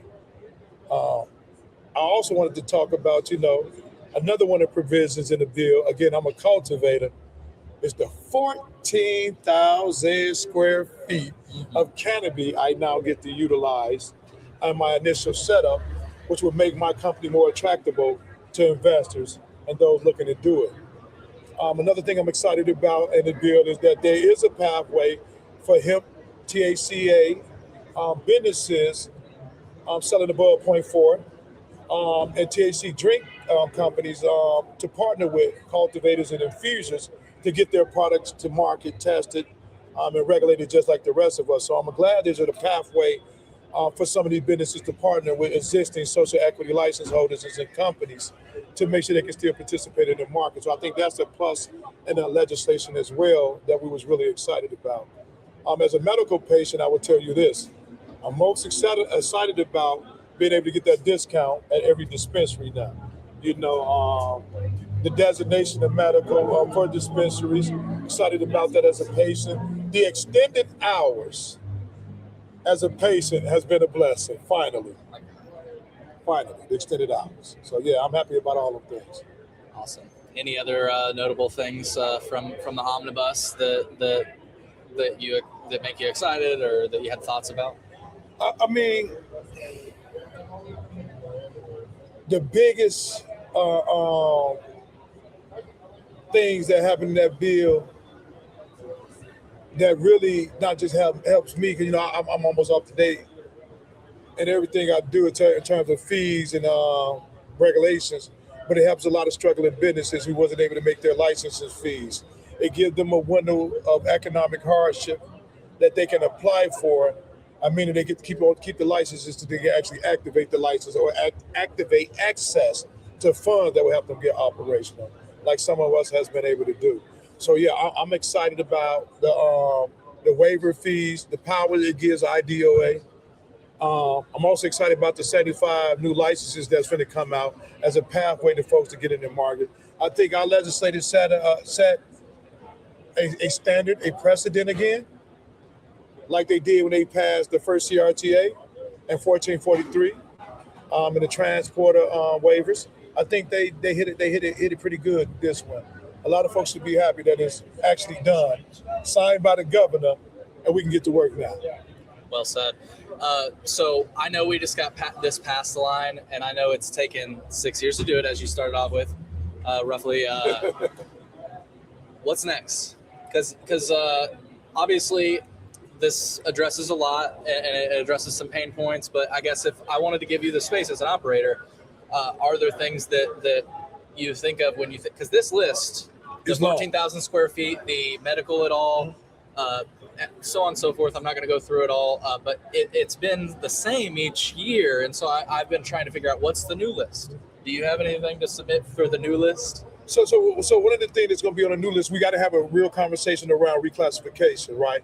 You know, because of the state has mirrored the legislation federally in this bill as well, we have to talk about reclassification and if the DA designation really works for everybody who has a license, right? And so we're proposing on our list, next to-do list, is definitely to sit down with a bunch of law firms that's working around this, Denton, Greensboro, Milder, and a lot of these shops, UIC Law, and have this conversation with social equity license holders and folks in the industry about who this reclassification will benefit, who this medical designation will benefit. Do everybody want to be under the federal scrutiny of the DEA to get this reclassification for their company? You know, we want to have real conversation with legal experts to see how this should be done locally as we make the transition federal. Gotcha. And last, anything else to add to the list, just to give you more space? I'm trying to see, man, there's so much going on. Wow. I think I will say this. I talk with a lot of the funders in the space while I've been at this conference, right? Yeah. About DCO ability to work with intermediaries and things like that. What does that mean in terms of investment? I talk with a lot of companies that's coming from the CBD space as well. Yeah. And hold this closer to your mouth. Yeah. I talk with a lot of companies that's from the CBD space as well. Yeah. You know, about what does this transition mean? And I'm hearing from both sides that there is investment opportunities, right? Yeah. There's definitely a blessing that social equity companies can now go out to some CBD shops, vape shops, THC beverages companies and say, look, we're willing to partner if you will help me, you know, build out this license, right? Yeah. There's an opportunity to bridge them two markets together. So my list is pretty much full, you know, both of what we need to do on the governmental side and then next what we need to do on the community side and the operator side, right? Yeah. But for veto session, I do expect to have a conversation around increasing the revenue that DCO gets from the state of Illinois, given the fact that each year, correct me if I'm wrong, Cole, the state get at least $150, $200 million extra projected tax revenue tax revenue they didn't see coming, unprojected tax revenue. We like to see some of that money go into a bigger DCO pot. I think that'd be a great thing if the state got creative around increasing the funding pot so that we can really get a lot of folks operational. Because the caveat and the benefit is financially advantageous to support social equity businesses. We're going to become tax-paying businesses at an alarming tax rate. So yeah, the next thing on the list is definitely going to get the state to increase funding for DCEO. And let's work on reducing taxes on cannabis so people can start running from Illinois and shop at home. Well said. And this is my last question to close. Do you think anything, the criminalization, I know you as an advocate probably are aware of this, the continued criminalization of cannabis, I should say the criminalization of cannabis continues in the state of Illinois, particularly in the south and west sides of Chicago, according to like our own state reports. And it's a variety of reasons, many people try to attribute to, whether it be home grow, the odor-proof container requirement, or other things. Like I say, it's hard to really pinpoint why criminalization continues. But yeah, any thoughts on that topic? Because people continue to be arrested. So I think that becomes an issue that we got to, that has been the issue since we went rec, right? Yeah. And in the bill itself, it's stated it's supposed to be like the least thing sought out by police department is to criminalize weed, right? Yeah. You like launch super active weed investigations, right? Or to be locking folks up, right? So I think it became the question that the state did their part. It's really getting hard down on these local municipalities about what we call police practices, right? And then really getting the data district by district, right? To say, no, these ain't just practices happening. You know what I'm saying? Standardized. They're like stop and frisk, right? Just driving while black, possessing while black, right? It's been overly criminalized in the south and west side of Chicago and in black communities, you know what I'm saying? And we have to show the police that they have to partake in better police practices. Because when you look at 85% of the cases, 80% of the cases, the state is not winning prosecution on them. They're dropping a lot of them. Right. So what is the point of arrest? You know what I'm saying? So I think it was really like pushing on the local municipalities that enforce it. And I know there's challenges in Chicago, Naperville, and several outstanding suburbs where people tend to go to entertainment events. Okay, gotcha. So we definitely got to do some work, like, as a community, businesses and folks in the neighborhood. Yeah. Well, JR, thank you. Any closing words before we go? I know we'll connect again, we gonna connect again, man. Thank you, Cole. I want to thank you for doing what you do first and foremost. And shout out to everybody that's supporting the Cole memo, getting the facts from the people who actually in the industry doing the work. I just want to let folks know, man, everything is different when change comes, right? Let's give it an opportunity and let's invest more in Illinois, y'all. Stop running on the state buying your bud. Cheers. Thank you, JR. Yep. All right. Are you just filtering Whoops, sorry about that, folks. We're live, so technical difficulties they occur occasionally. Well, that was J.R. Fleming's reaction to the cannabis omnibus. Comment below. Are you guys finding value in this episode of the Cole Memo? We've almost got over 25 listeners across different platforms. I see people on YouTube, people on Twitter, some people on Instagram. You can comment below and let me know what you're thinking. Satisfied Mind says, awesome to hear these perspectives. Gives me some optimism for the future, hearing their excitement too. Yeah, I will say that one thing I was told by a person that, we weren't necessarily on the record. So they said, Cole, next year, Illinois cannabis is going to look so completely different. And hey, and I will just say, Satisfied Mind, I don't know when you tuned in, but I said, and I started this whole segment off, that the optimism regarding the passage of this omnibus was almost as high as I was that day. So in other words, just jokes aside, people were very optimistic at the Ignite It Cannabis Capital Conference regarding the passage of the omnibus, but also how rescheduling could potentially tie into that, and how they could potentially benefit from that. And you went right where I was going to go. Satisfied Mind, you say so many questions just regarding the federal changes, let alone on a state level. Yeah, well said. So speaking of the changes at a state level and at a federal level, I thought, who better to get a perspective from than a legal professional who's been on this show in the past. They've sued the state of Illinois successfully, and yeah, we'll let's bring on their perspective. It's Ali Jubileer here. Here's their perspective from the Ignite It Cannabis Capital Conference, and then we're gonna close out the show, I think, with Lieutenant Governor Stratton's speech. So that's a super exciting. It's always exciting when Illinois officials talk about cannabis in Illinois. So I'm really excited to show you all this speech because I've not seen it posted anywhere else online yet, and I was able to capture it. So here, stay tuned for that. But for now, we're bringing Ali Jubileer back onto the show for her perspective on the Cannabis Omnibus. Here it is. All right, I am at the Ignite It Cannabis Capital Conference in Chicago, Illinois, with Ali Jubileer, who's been on the show in the past. This last week, the Cannabis Omnibus, after I would say about 6 years, finally came to pass. It was signed into law with several provisions. Yeah. I'm sure you've given it a gander. What's your reaction? Good, bad, and ugly. Feel free to go through it. Yeah, there's a lot of like major stuff in there, and there is good and there is bad. As I think everybody knows, I've been involved in a pro bono case for cannabis transporters, independent transporters in Illinois. And, I think they did not really get, some of the relief that they were seeking. For example, some kind of mandatory, percentage for independent transporters to move cannabis in Illinois.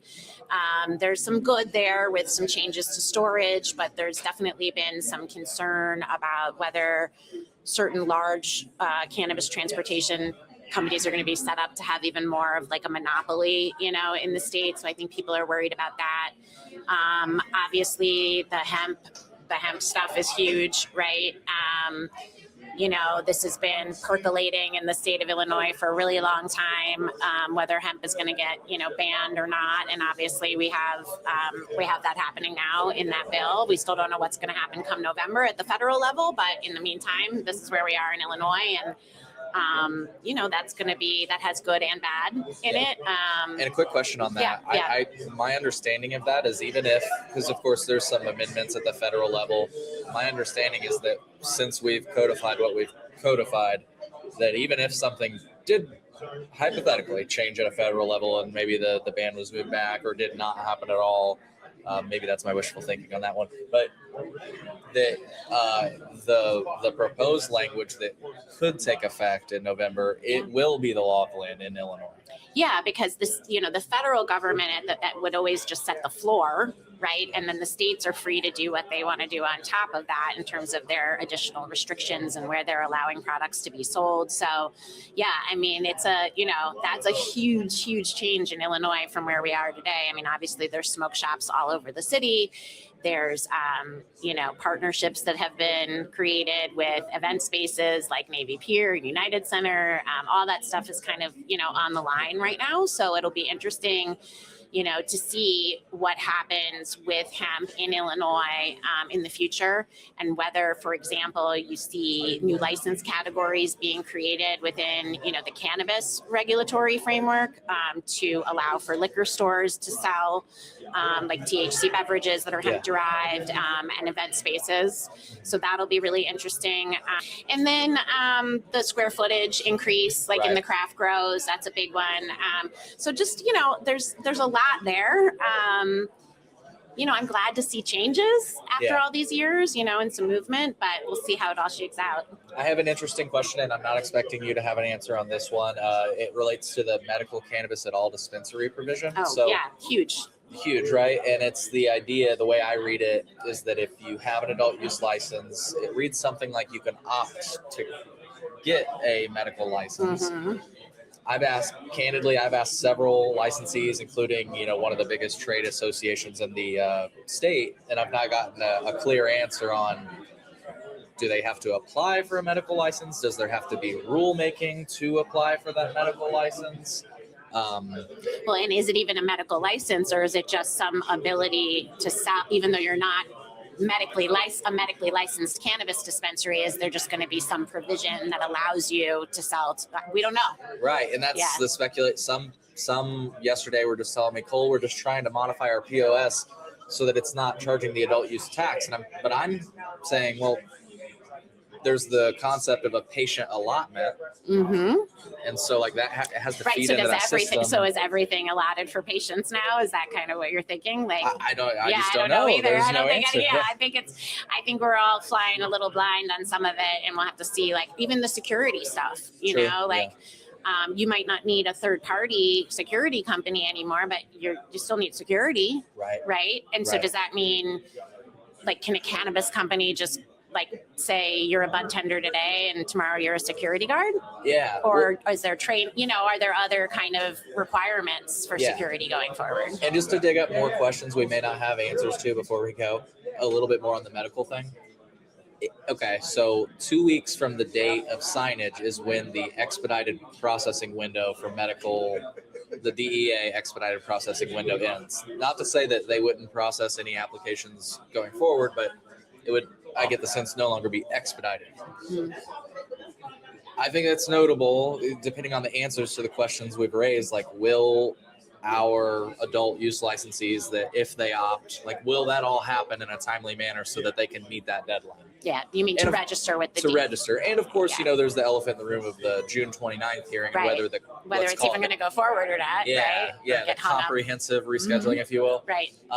But it's just an interesting question because, and I'll just like put it this way, it seems like another instance in which, let's just say the originally established operators might get another leg up, expedited processing, and it just so happens others can, and I'm obviously we don't have answers, so I'm not saying this as if they're conclusions. I'm asking these questions so that hopefully people are aware and maybe can avoid that. No, I agree with you. And I mean, let's say the hearings do go forward June 29th, and let's say they're not successful. Yeah. Let's say that recreational cannabis remains a Schedule 1 drug while medical is Schedule 3. What does that mean at the state level then? Do they start issuing medical licenses, and does that happen immediately, or is there a gap in time at which point the medical licensees become much more valuable, than the adult use licenses? So it's a big question mark. I mean, we'll know more, I suppose, as we get into the summer here, but lots of questions, both at the state and federal level, left unanswered. Yeah.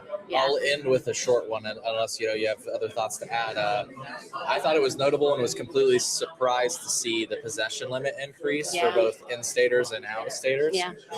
I've talked to legal professionals that our friends from out of state will come here, and most people think, well, in most states you can buy an ounce, right? In the state of Illinois, up until now, for out-of-staters, it was half an ounce, which would actually get people in trouble. So I bring it up just to celebrate I don't mean even to say a small win. Yeah. It is a win. Yeah, absolutely. So. I mean, look, when you put forth a bill like this, there's good and bad, and you're not going to satisfy everybody. It's all about compromises, right? But you got to celebrate in cannabis. You got to celebrate the wins. Yeah, I'll take what I can get. However small they are. Yeah, exactly. And however long they take. So yeah, definitely great. Lots of good stuff in there for sure. Yeah. Well, hey, I always appreciate you taking the time to talk to me. I'd love to have you on the podcast again. But before we go, just any other thoughts on the omnibus or anything in general, or we cover it? No, I think it's just going to be interesting because I think, people need a little more guidance on how this thing is going to work. And there's a lot of questions yet to be answered. So I just hope that I hope the IDFPR and the IDOA are really working hard behind the scenes to answer a lot of those questions so that there's not a lot of confusion and ambiguity, because we've lived in that world for so long. It'd be nice to have a little more certainty for everyone going forward. So, well said. Well, thank you again. Thank you. So that was the last perspective we will be sharing right now, the last reaction that we'll be sharing.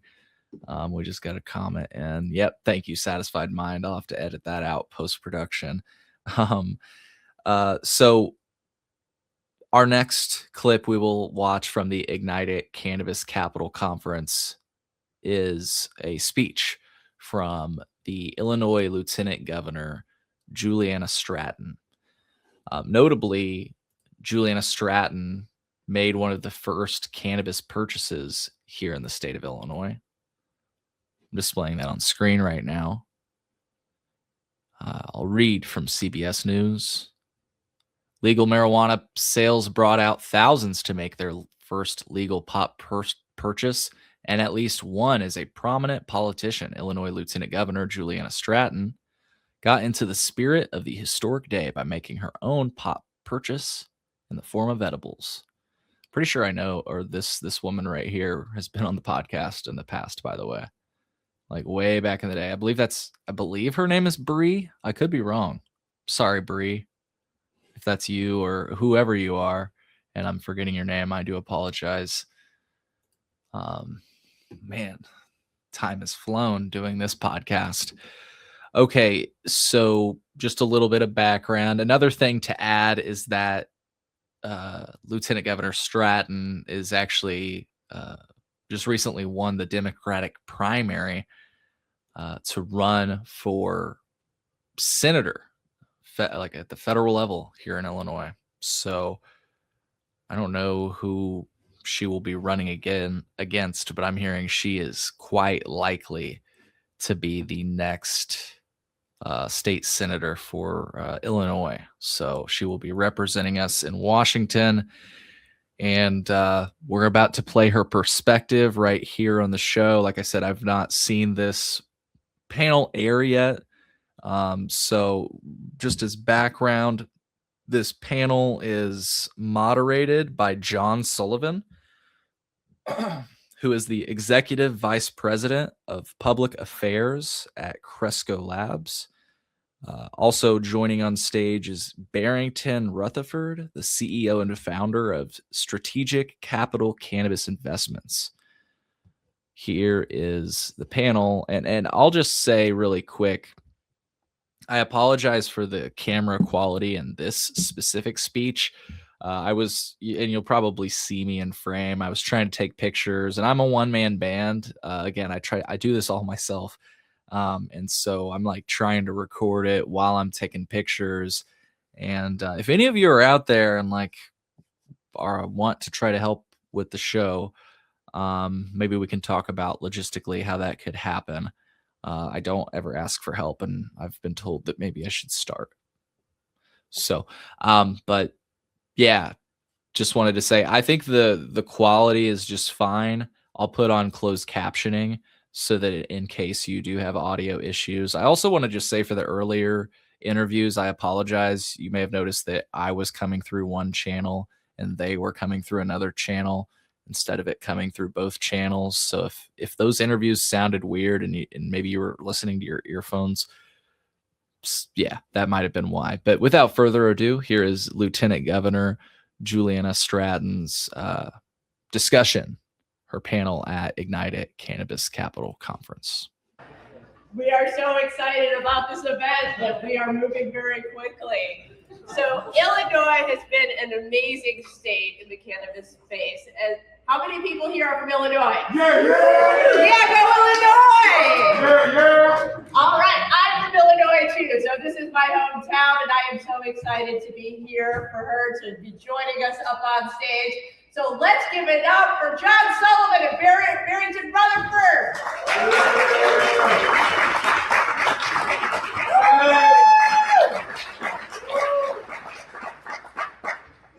Be in the building.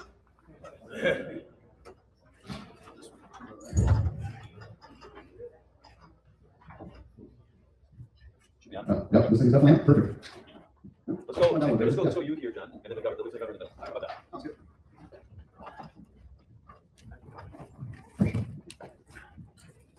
Well, thank everybody for sticking around this late here towards the end of the conference, but I think this is definitely one of the more exciting parts. I'm happy to introduce right now to all of you the Lieutenant Governor from the state of Illinois, Juliana Stratton.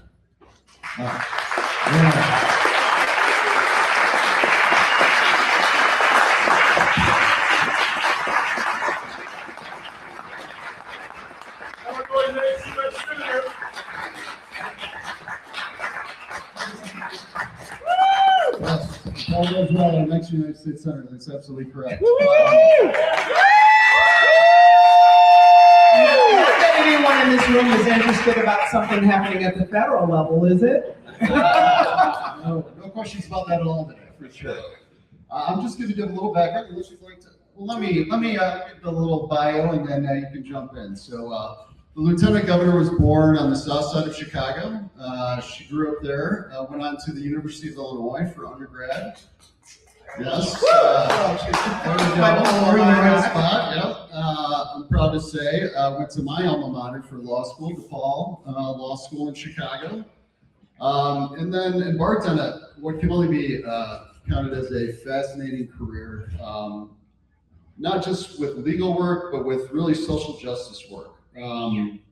Headed up so many criminal justice reform efforts in Illinois. It's really hard to count them all, but certainly was on the Cook County Justice Advisory Commission and has led legislative efforts in Illinois in her time as a state rep and also as lieutenant governor to really change the way we go about criminal justice in the state, and has been met with great success.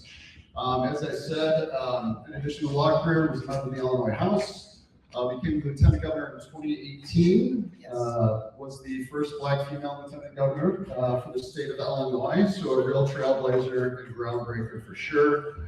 And like I said before, knock on wood, the next U.S. Senator from the state of Illinois. So thank you very much for being here. Thank you for having me. Hello, everyone. Thank you for that warm welcome.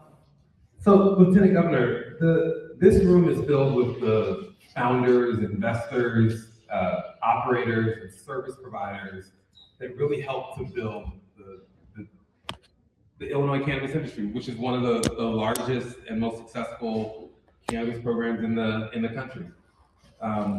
What makes you most proud when you look at the cannabis industry here in Illinois today? Well, first of all, thank you for your partnership. I think that, anytime you start talking about building something from the ground up, it's important. And for those of you who may know, you heard a little bit about my background, but I come from the restorative justice world. It's work that I've done throughout my entire career. And we always talk about how the wisdom is in the room. And so when I come into a room like this and know the role that each of you have played in helping to build the industry in whatever role that you play, it's important that your voices have been a part of this process and that we continue to keep your voices right at the center so that we can continue to improve and make correction wherever we need to. And so I think when I really consider what I'm most proud of is how Governor Pritzker and I and members of the General Assembly were very intentional about centering equity in this work. We knew that there had been so many communities that had been disproportionately not just impacted, but harmed by the so-called war on drugs. And we know the impact that it had. So many communities that faced higher rates of incarceration, so many communities that because of that would be boxed out of being able to reap any of the benefits from this industry that we were hoping would continue to build and expand and grow.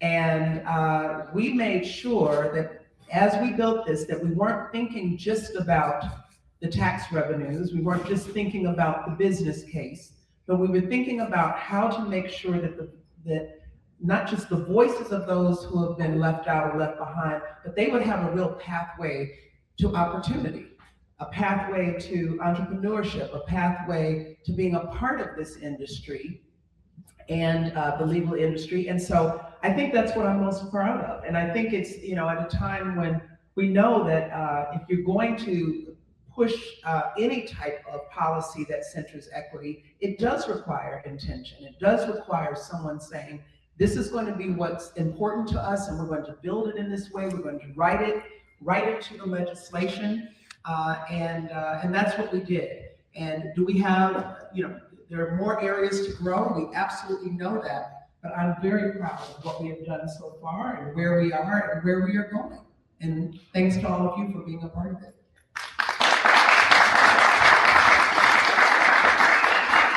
And to that end, I'm curious, you were instrumental certainly in the legislation passing here in Illinois.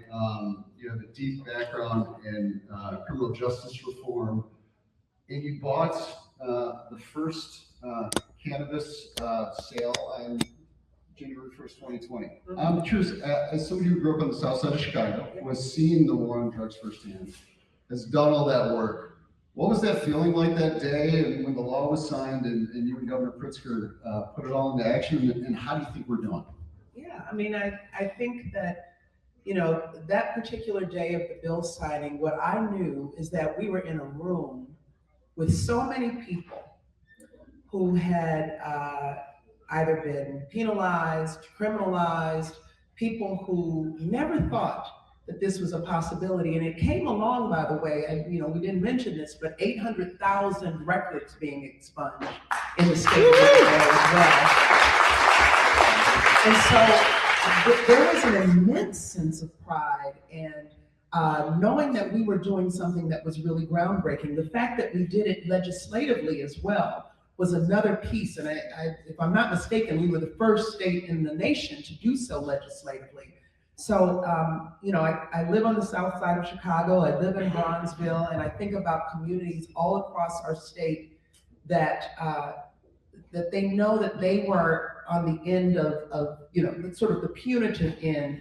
And here we were as a state, the governor of our state, the lieutenant governor of our state, legislators, members of the General Assembly, so many other advocates and others who had been working on this for so long, who said, this is not right. And we're going to right the wrongs that have happened. And while there were lots of other benefits, and we see that economically, we knew that we were doing something very special here in Illinois. And you know, it was just one of those moments that we knew this would be a part of our legacy. It was very early on in our administration, by the way. It was 2020. We were elected in 2018. We were sworn in 2019, and we had big ideas. And I think that the other thing that I think it just reminds me is that I've come to see so much in government, in politics, in this space that we find ourselves in. People really do have a tendency to think small. They really do have a tendency to think about what we cannot do, how it's too hard, or what are people going to think, and how is this going to work? And it was just a testament to what happens when you think big, when you bring the right people to the table, when you have the right intentions, and you do the work. And we did it. And this is what But not only did you do it through this legislative process, but the approach to the state revenue is also very different than we've seen really anywhere else. So the R3 program so far has directed over $300 million into communities here in Illinois. What's the impact that you're seeing of that investment?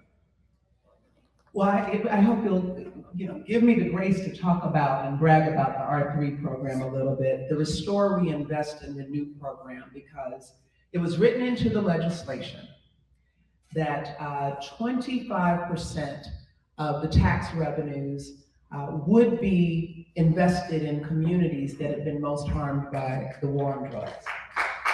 And it's important. This is a program that is housed in the Office of the Lieutenant Governor. We built it from the ground up, and I chair the board for the Restore, Reinvest, I'm grateful, you all know that there's a lot of acronyms in government. I'm grateful we call it the R3 program, but the Restore, Renew, and Reinvest program, this is work that has been close to my heart for the entire time that I've been serving as Lieutenant Governor, certainly since we passed the legislation. First of all, let me just say that in the true spirit of restorative justice, there are people on the R3 board with lived experience. So there are people who are helping to make decisions and help with the governance of this program who have been directly impacted, their justice impacted, and they know the real harm of over-incarceration that so many of our, particularly Black and brown communities, have experienced. So I'm proud that we are intentional about making sure that those communities are represented. There are communities all across the state, in every corner of our state, not just the Chicagoland area, but downstate, central Illinois, all around the state is represented in R3. And as you just mentioned, and we had our board meeting today where we just announced our 4th cohort of grantees. It'll be formally announced on Monday, so I'm giving you a little heads up. But we voted for the last round of funding, which is adding $50 million, a total of $330 million that is now going to address issues like violence prevention, re-entry services for people who are returning from incarceration, civil legal aid, youth development, and economic development. And I'm telling you, this work is a game changer. And I think one of the things that I've been really proud of with this program is that we even looked at the way grant making was made through the state of Illinois, because there are so many hoops that you have to jump through. And we knew that a lot of these organizations, the first round of our 3 grants funded a lot of the larger organizations, and some of them did not have the kind of connections with communities that we were hoping to fund. And so we came back to the drawing board with the second cohort, and we set aside funds so that organizations that were newer or maybe less than 2 years old, or had a budget that was a smaller budget, because a lot of these organizations don't have grant writers. They're just people who love their communities and are trying to serve their communities. And we really made a difference in what grant making looks like. We extended the time for them to apply for the grants. We've made sure that if they collaborate with other organizations, that they could do that work together and get some additional points. And once again, we gave extra points for equity, so that who's leading the work, who are you serving, who's working in the organization. These programs are creating jobs in communities all across our state. And I want you to know that you're partners to this work. That's what's important. That's the message that we need to keep spreading. That yes, we can focus on what needs to happen with building business, seeing growth in the industry, but we're doing it while we're also investing in communities that have higher rates of incarceration, higher rates of poverty, higher rates of violence. And it is the solution to public safety. It is how we create safer communities. It's by investing. And here in Illinois, we've made the choice to use the legal cannabis industry as one of those mechanisms for creating safer communities. And to me, that is a story we must tell.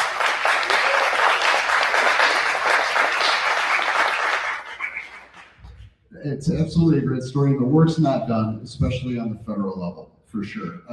Barrington and I were talking earlier today, in Pennsylvania last year, Democrat governor, Democrat House, Republican Senate, 12,000 people were arrested for cannabis possession last year. This is still happening throughout the country. Pennsylvania is not unique. There are still a lot of states that have not even decriminalized cannabis.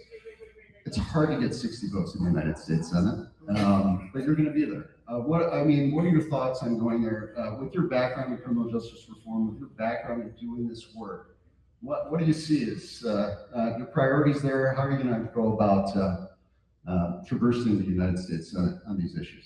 Yeah, well, first of all, I would love to see us legalize cannabis on the federal level. Let's start with that. And I think it's important because as I always talk about it through this restorative justice lens, we're going to keep seeing what you're seeing. When you talk about on a state-by-state basis, where some that have not decriminalized, some that have not legalized, of course, and people are still getting arrested, especially and incarcerated. And I know that in every one of those states, primarily, depending on demographics, but in a lot of these states, again, we're still seeing the racial disparities happen. So I think that that's one of the things. In the meantime, that is, we have a ways to go, but in the meantime, we have to look at how do we make sure, like when we look at investing in this particular industry and how we can make sure it continues to grow, how do we make sure that there is still access to capital? How do we make sure that when we think about banking and financial institutions, where there's still so many barriers? It's hard to start and grow a business when we are seeing those barriers, and we need to do more to advocate for some real reforms in those areas in terms of how the regulatory industry and how it's banking is kind of carried out with the cannabis industry. I think we need to look at loans, whether it's SBA loans and other things that there's no access to. and how we can do that. I just think that, you know, we have to be very forward thinking, and we need leaders like me from Illinois. And I say that in honesty because we need people who understand what is possible. What is possible? And not just, as I said earlier, just thinking about, oh no, I don't want to touch that. That's not something that I want to do. But let's tell the story of what happened here in Illinois. And let's talk about the number of entrepreneurs that have been helped, the number of next generation, you know, these businesses that have started and grown, and the access to opportunity and the wealth that's being built. Let's tell that story. And then let's replicate it at the federal level so that we can allow more to experience that in their own states. Do you think that at the federal level, like what programs do you think at the federal level are best for supporting entrepreneurs? I mean, access to capital is the critical issue for small business development writ large, regardless of industry, but especially in the cannabis industry. Do you think that, like, what programs do you think at the federal level are, you know, the ones that you like to see, that ones you like to be a part of championing, that help provide more greater access to capital?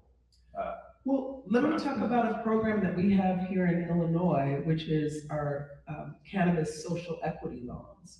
And that was specifically developed to help communities or people that have experienced higher rates of incarceration to have access to licensing and to loan forgiveness, and, you know, just be able to open up pathways. And I think that this is a time where we need to be thinking about every single day how to open up pathways to economic opportunity. And this is one of the ways that we can do that. And we have to be very specific about, you know, we cannot keep being gatekeepers about who can be in a particular industry, but we have to rather say, we want it to be inclusive. So that's an example of what we've done in Illinois, and it's something that I could see, you know, I mean, there's a lot of other decisions that have to be made when we talk about the federal level, but, and then I think the other thing is we need some level of economic stability to help everyone. I mean, it's hard in a business environment to try to move forward when you have so much unpredictability. You don't know what to expect day after day. It's impacting everyone's business. So I think that we need to look at what kinds of programs can really connect people to the capital that they need. How can we remove the barriers to being able to run a business, not just start the business, but grow the business, connect with other small business owners in particular. I mean, small businesses in so many ways are the lifeblood of our community. You're the ones that are hiring people from within the community. The local economy is circulating. When you open up another business, you usually open it up close by, so it keeps that economy going. So we need to support our small businesses, and that's certainly something that I want to be a part of doing. So you've got a room of operators, investors, business folks who are in the cannabis industry, many who have been through a lot of ups and downs. It's, I'm sure you've heard on the campaign trail and in your experience as Lieutenant Governor, how hard this business can be, even with the help of Illinois government. We clearly need more help on a federal level. But with the new cannabis omnibus that was here in Illinois specific, you've really streamlined a lot of regulations. It's really made it easier to be a business person in Illinois. But what would you like investors to know specifically about Illinois, but about what you see as the future of the cannabis industry? Well, I think that first and foremost, I know that all of you saw the recent legislation here of, you know, when we talk about regulating the hemp industry and the impact that it will have on so many businesses. And really, I think that what we are trying to do is just make sure that we are hearing from you. And like I said before, we don't have all of, you know, it's not perfect by any means. And I think that when you talk about an industry that we have built from the very beginning, there's a real opportunity to think about new entrepreneurs, new people entering the business and entering the industry that will be able to build on the foundation that was set from those of you who were here from the very beginning. So to me, the real message is, what else do we need to do, and how do we make sure that your voices are right at the forefront of helping us to think about that?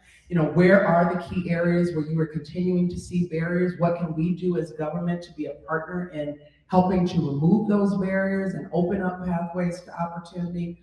And really just making sure that this is known as I don't want to call it public-private partnerships so much, but in many ways, it's that kind of model that we kind of do it together. And I think that for me, it would be important to continue hearing what you want to see here in Illinois. I know this conference will help you. You probably will have a whole list that you'll be coming up with for us after this. For sure. But we welcome those voices, and I think that's with anything. And even when we think about expanding access through what we talked about, more medical license, like we're doing more to try to create those kinds of opportunities, and that's what we're focused on. So what are the parts of the parts of your campaign for Senate that you're most excited about? Like what are the things, your plans in the Senate that you like to talk about the most, that make you most excited about this? I mean, I think I love talking about the fact that in so many ways Illinois is the blueprint as to what's possible.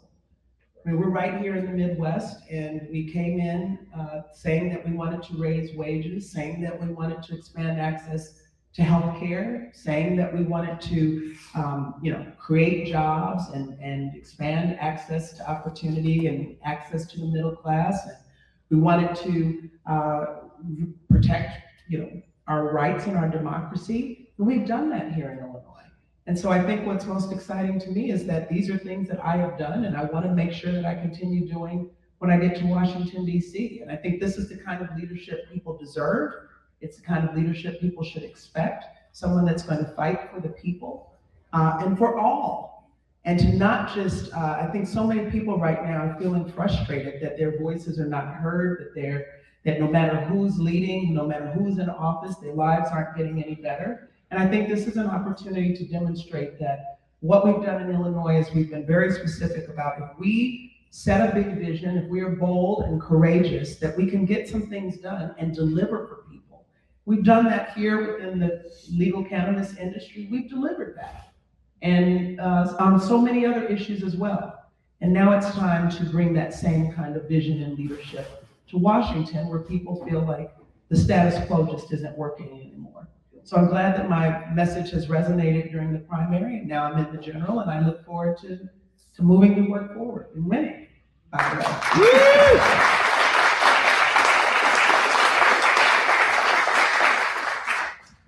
Cannabis is in the process of being rescheduled on the federal level, which will help. Started under the Biden administration. It's one of the first few things that is being continued under the current administration. There's been other medical things that this administration has done, the rights tract, et cetera.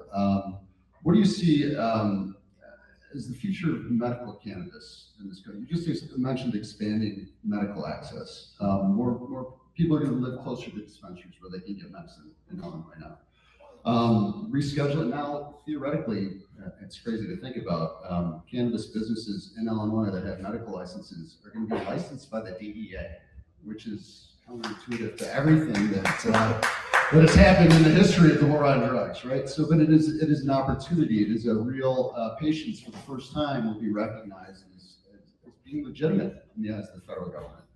What more do you think we need from a medical perspective, from a medical cannabis perspective? How can we increase? How can we continue? I mean, if you look at the research that's out there, there's so many conditions that cannabis helps with, and it's still being denied by so many people. For example, health insurance doesn't pay for it.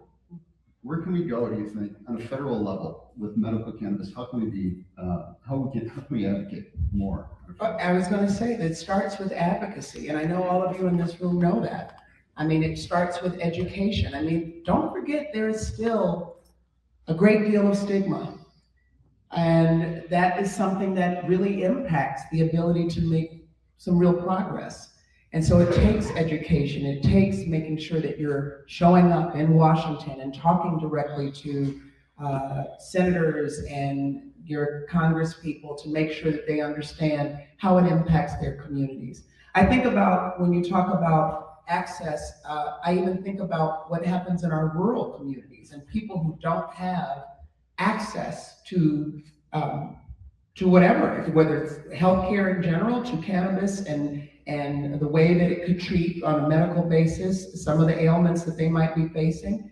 And I think the last thing that I think about is how do we make sure that we still center equity at a time where there's an administration that does not want to use that word?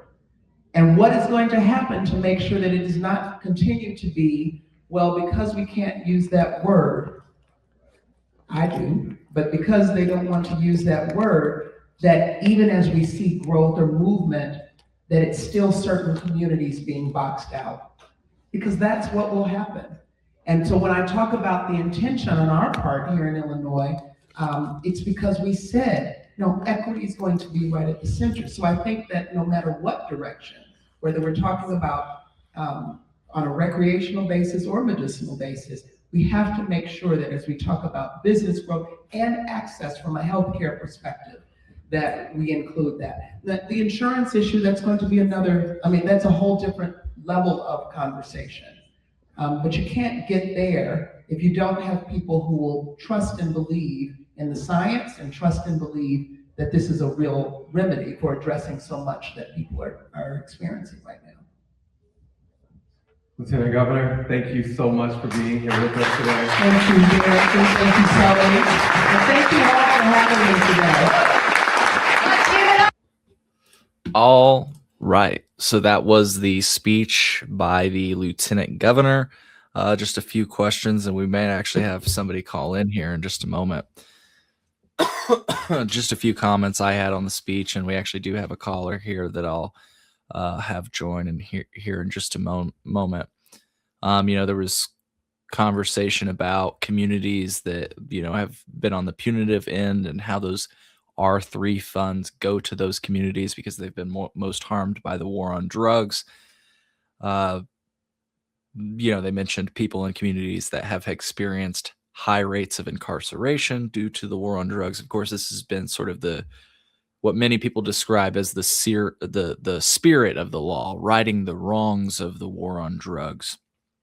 There was mention of the fact that 12,000 people were arrested in Pennsylvania, a state that still has not decriminalized cannabis. And before I add our caller on, I will just bring up an article that I published in the past, and we're going to go to a specific section of the article that is drafted, includes information from the Marijuana Policy Project, who released a report examining cannabis arrests across the United States using FBI Crime Explorer data and state-level arrest data compiled by the ACLU.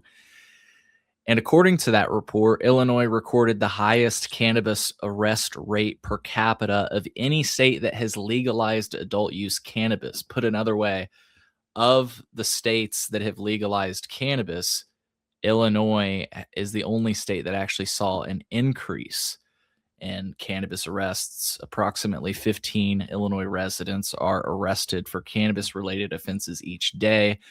The report further noted that Illinois recorded a higher cannabis arrest rate per capita than 3 states that don't even allow adult use: Hawaii, Florida, and New Hampshire. Of course, Hawaii and Florida have medical. That even kind of adds to my point.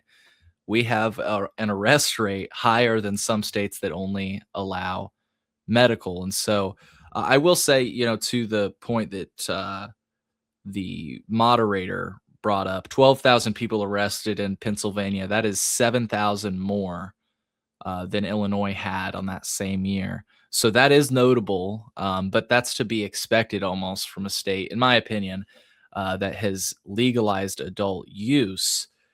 I still just question why Illinois is the only legalization state we've seen an increase in possession arrests since legalization. You'd think that we'd see a decrease with that. Well, I am about to bring my guest on stage. His name is Brad Spirison. He's from grownin.com. And I'm really curious to hear some of his takeaways, if he has any thoughts on anything that I just said, or if he wanted to just, share general thoughts. With that, Brad, welcome back to the show. Can I hear you? Hi, how you doing? How's it going? Welcome back. Okay. General Cole here. I am sharing general thoughts. Yes. And it was so fun hanging out and seeing you in action and seeing a lot of your readers and hearing everyone talk about all of the value that you're bringing to the community while not taking yourself too seriously, which is a gift. Yes. Thank you. Yeah, I how about this before maybe we have you directly address some of the things I just said, or if you had any thoughts about the Stratton speech. I felt like the optimism in the room, at least from the Illinois operators, but even just other people in the room that weren't from Illinois, was just about as high as we were, Brad. Like, people were in pretty good spirits. Yeah. Oh, they could be higher. Yeah, but what's your take? I mean, you can go to Ivy Hall. Yeah, I felt that. I mean, again, you don't really know about those conferences until a little bit afterward, but I think just from a actual news standpoint, not that there was necessarily news on stage, there's a lot going on. There's there's this civil war within cannabis about hemp beverages and THC. Depending on who paid you, you had a very big opinion on that. Sometimes hostily, so which is weird. This is weed. So that's right there, and she's on it, right? I mean, she did Lieutenant Governor Stratton, presumed U.S. Senator replacing Durbin. Her office, if this thing with the hemp really goes down on November 12th, do her and JB play like the last person with their finger on the nose to call Ben Kovler to say, sorry, but your whole Senorita Navy Pier project is not gonna fly? Right. Well, one of the reactions that I got from an operator on the ground, they asked me they'll remain nameless, in the spirit of the fact that we were off the record. They said, Cole, what's your reaction to the omnibus? And I said, the hemp language, I think, is the only part that I have an issue with. And they said, well, Cole, that was going to happen anyway. And I said, okay, then why didn't we just let it happen? Why did we have to codify those pending changes into state law when, first of all, there have been several amendments? The White House, even as part of the rescheduling directive, encouraged Congress to revisit the definition of hemp that's set to take place in November. All signs point to the fact that hemp will be redefined before November, but as of yet, I think there's page 26. That who told me that I didn't mean to cut you off, but not Cheech Marin or Tommy Chong, but they're two guys from Detroit. They sell Cheech and Chong to everybody that will buy Cheech and Chong. They don't care if it's in a dispensary or in a Benny's. They're smart people. They told me on page 26 of said omnibus, there's some language that indicates that ultimately this could be responsive to where the national wind goes, meaning they're just going to let the feds take care of this. I mean, I hope that's the case, but I heard that the omnibus we actually just played Ali Jubilier's perspective earlier on in this broadcast. So obviously many people have different perspectives, and so we'll just see. But I've heard her perspective is not the only person that I guess I've heard say that actually the standard that Illinois is set to sort of take place in November could in fact be stricter than if the feds do expand the definition of hemp to actually include THC, which it seems like they're going to do, or to have a beverage carve out or whatever the case may be, Illinois law still would be stricter than federal law, and that is not illegal. Like, states are allowed to make the framework stricter. I do that. But what I'm hearing is it's going to happen. There's a very prominent national. We talked to him. I don't know if we should name drop him, but he actually has money, which is rare for any kind of cannabis VC. Let's just say his firm focuses on hemp and tech. So he's biased, but he's been sending me stuff from the beverage industry for months, talking about a 4 milligram standard from their perspective. So if you're like reading a trade publication and you work at like Miller Coors or Anheuser-Busch or any of those, you're thinking, okay, nothing's certain, but this is probably happening. Like everyone that I know in the beverage industry, which included, of course, a lot of our friends that participated in the Midwest Cannabis Forum last month, are from the beverage industry. And I don't think that they're doing this as a hobby. They're the lot, like it's huge money. People love to drink weed in 12-ounce increments, perhaps at 4 milligrams at a time. I don't know. Perhaps at 50 milligrams at a time. I'm just saying, I drank like 3 milligram at 4 actually 50 milligram drinks last night, and I did not die. I'm right here with you, Brad. I feel well. You're right here with me. Would those be tonics? No, they're right here. Actually, I got one above my shoulder, but it's this Can Trip. It's 50 milligrams of THC. Yeah, dude, where'd you get that? Can Trip. You can use, if you go to cantrip.com/ColeMemo, you can get a 15% discount.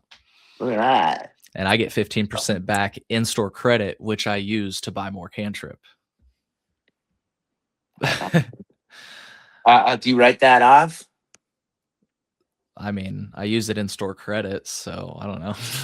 I write it off in that way. You write it off.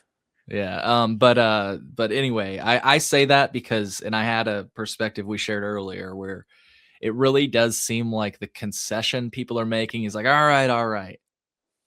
Hemp for the most part can go away, but what we're gonna keep is low dosed beverages. And I'm just like, I love cannabis in all form factors, so I wish it could all stay. But I hate that everybody is qualifying what is going to stay with low dosed. And I know it's just me, and I know I'm not everybody. We But were talking about that at the buffet. oh yeah, sorry, I said that to you. Yeah. No, but you didn't. Now we're talking publicly,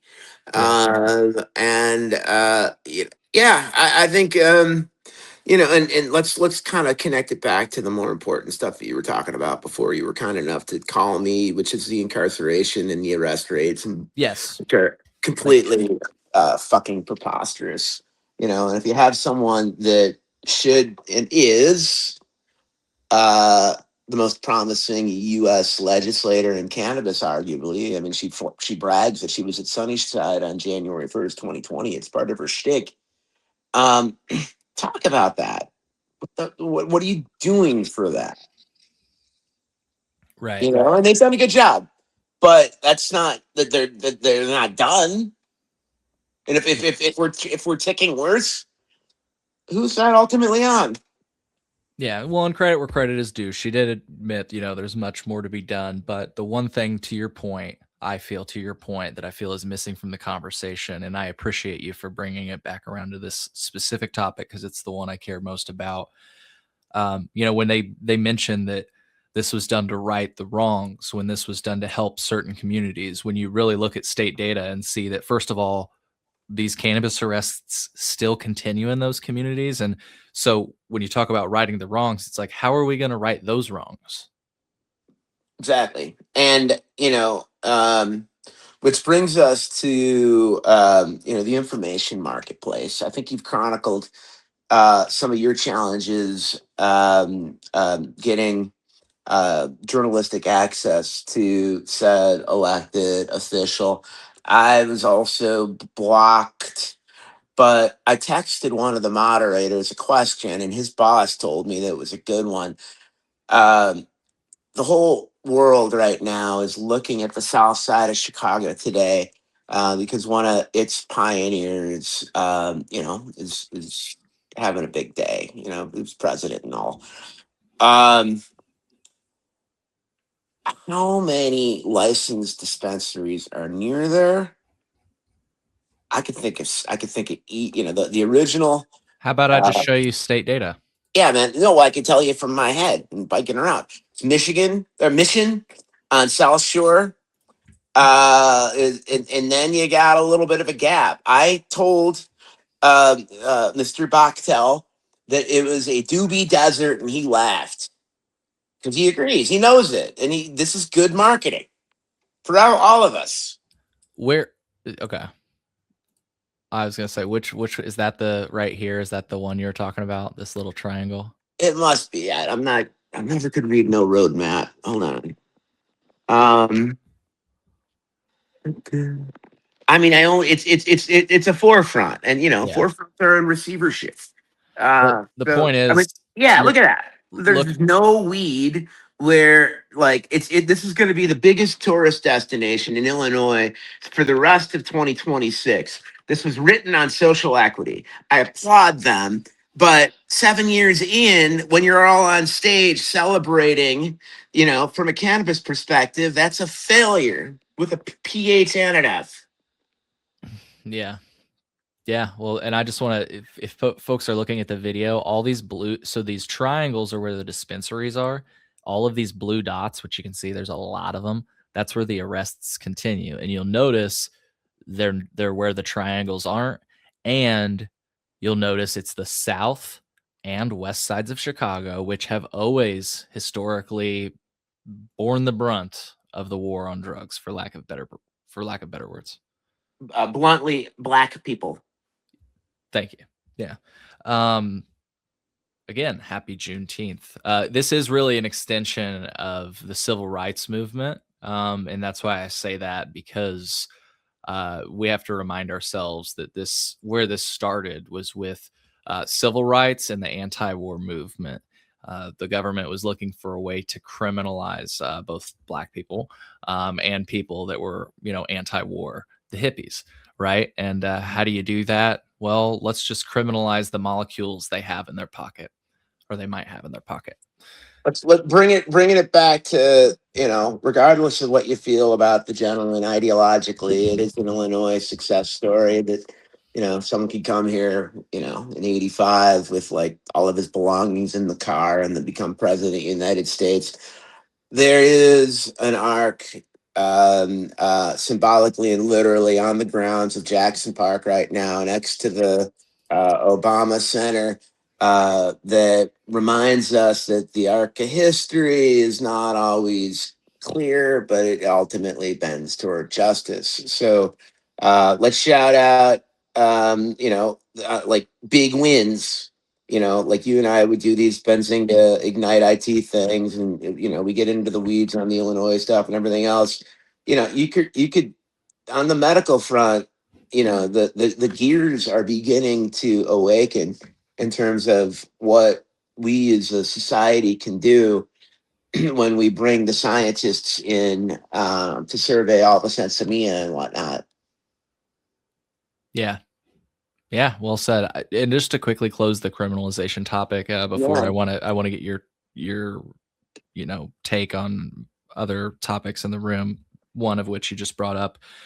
Just to be fair, and in the name of giving credit where credit is due and celebrating our wins, overall in 2024, arrests remained approximately 88% lower than in 2016 when we decriminalized small amounts of cannabis.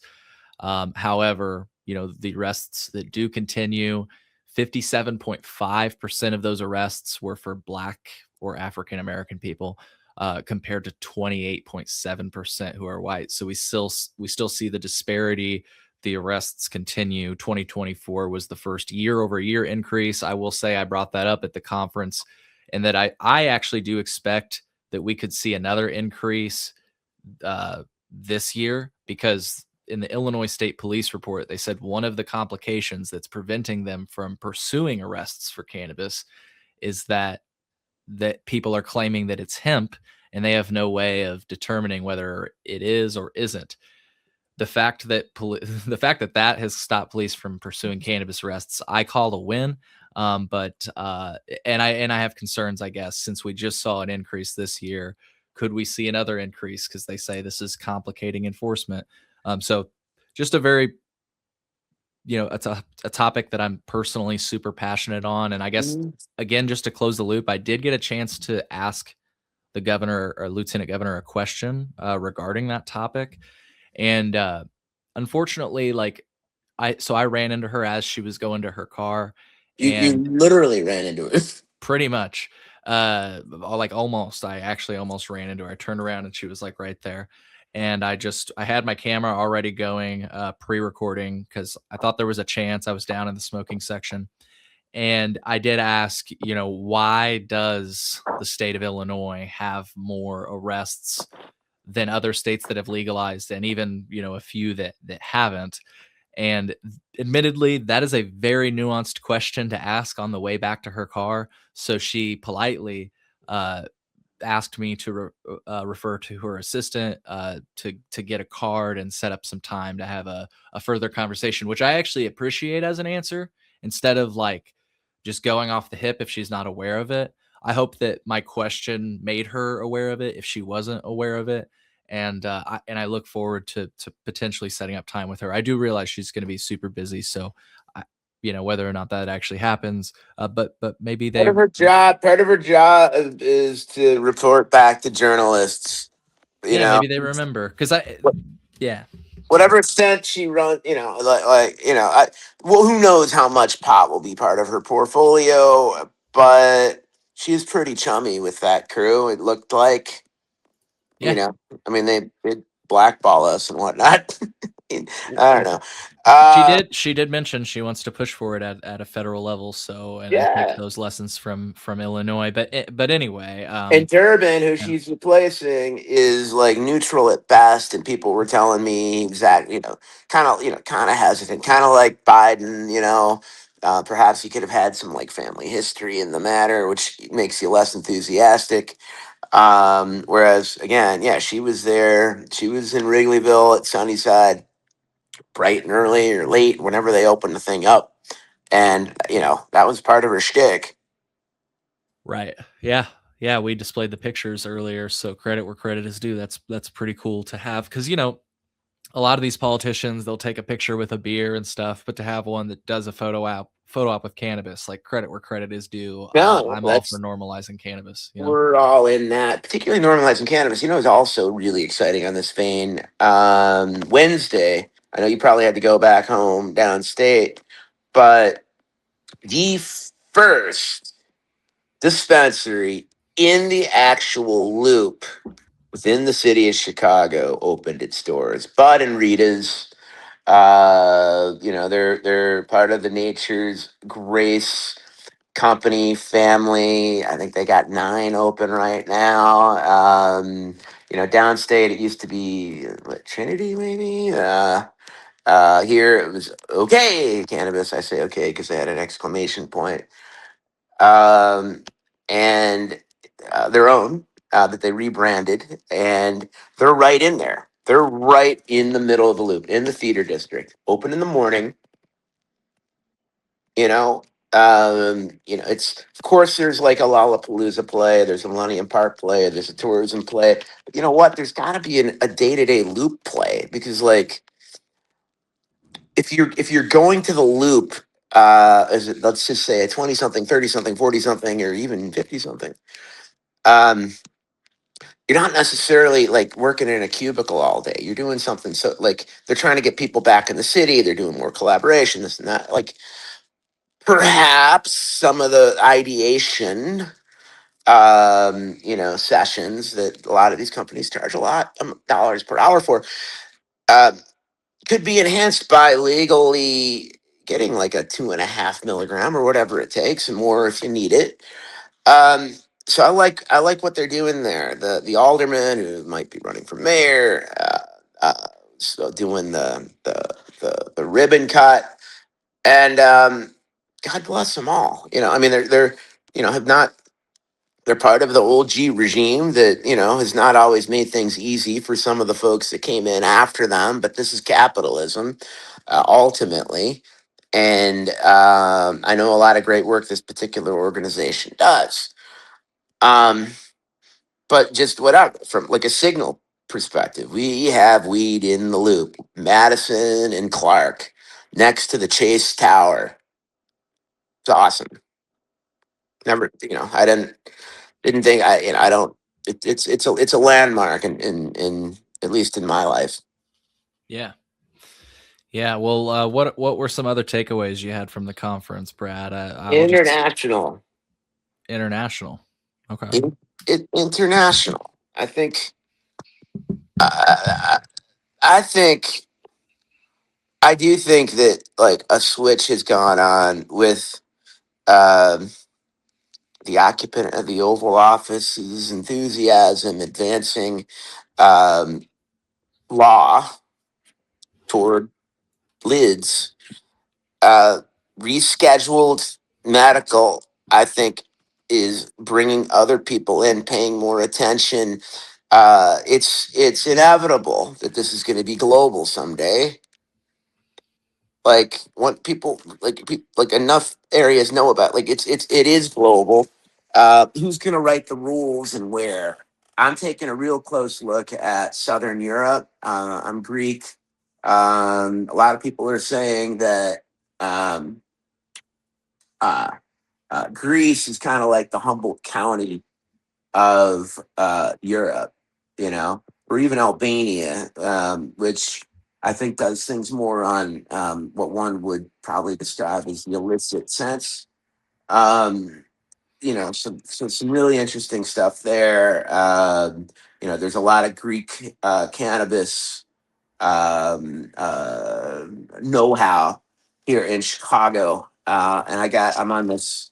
I'm literally on the Athens to Chicago Sister Cities Committee through an organization called World Business Chicago, and I'm their weed guy. Nice. So how much do you just like give him weed, or I'm joking? No, but I like if there's a junket, I'm all over it. I'll bring you. Hey, yeah, I was gonna say. There we go. Any Illinois specific takes that you took away? I mean, look, they mentioned the I almost omnibus. people like you. I addressed some adversity, if not hostility, within the ignited, environment, which includes the conference, the after stuff, this and that, on multiple occasions. Had some Illinois operators that I thought I was friends with, bitching about the Salvage One event, inviting the hemp community to come, thinking that like they're the enemy and evil and this and that. Like, so there's just a lot of like pissiness around that. And like, I don't weed. I'm a lover, not a fighter. But if someone says that Gronin is somehow like, they were basically disparaging the event because we included hemp, and it's my responsibility to ask more questions to understand how they come to that point of view. And you ask 3, 4, 5 questions, and some of them want to punch you in the face. Yeah, I mean, I hear people use the analogy of Uber and taxis a lot. Have you heard that analogy? So there would be some sort of marijuana medallion. That's what you're saying. No, like I'm the joking. contempt. Oh, Yeah, okay. I get it. Okay. Okay. So what? We're all gonna use Lyft, pretend like we're good people, even though it's like GM. Well, what I'm saying is that the taxi drivers, in this case, the cannabis licensees in the state of Illinois under the CRTA, they feel cheated because they paid for their medallion, and then these other people just got a smartphone and started doing Uber and Lyft. Great analogy.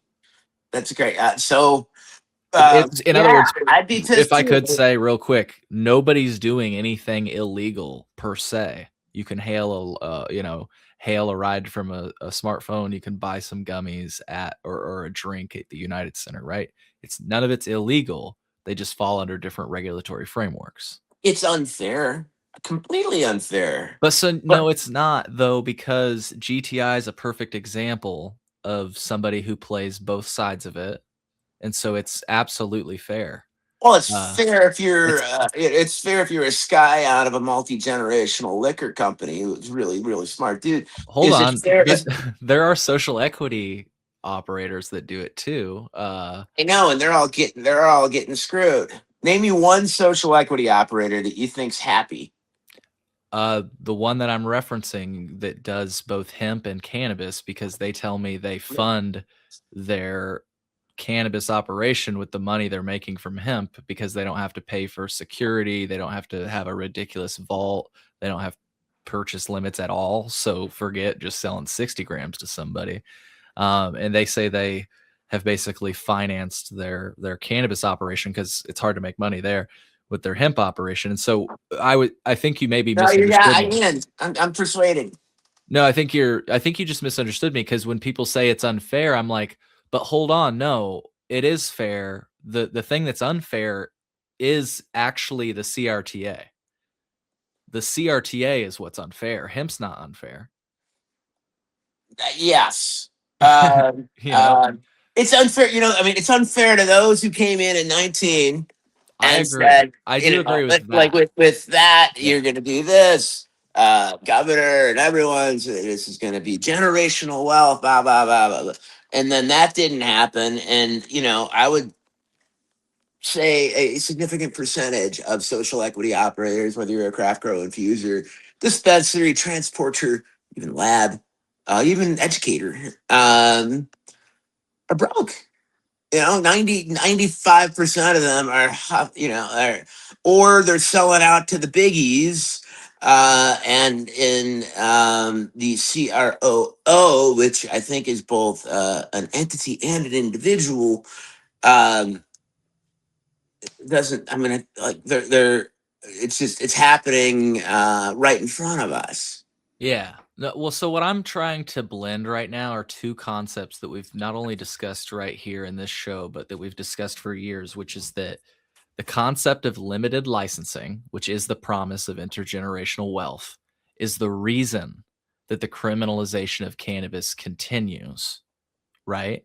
And so when people say, like, this is unfair, that hemp's unfair. It's like, no, the CRTA is unfair. And to promise intergenerational wealth based on limited licensing, you're basically saying, well, we must continue criminalization. It's not really saying this, but just hear me out here. And correct me if I'm wrong.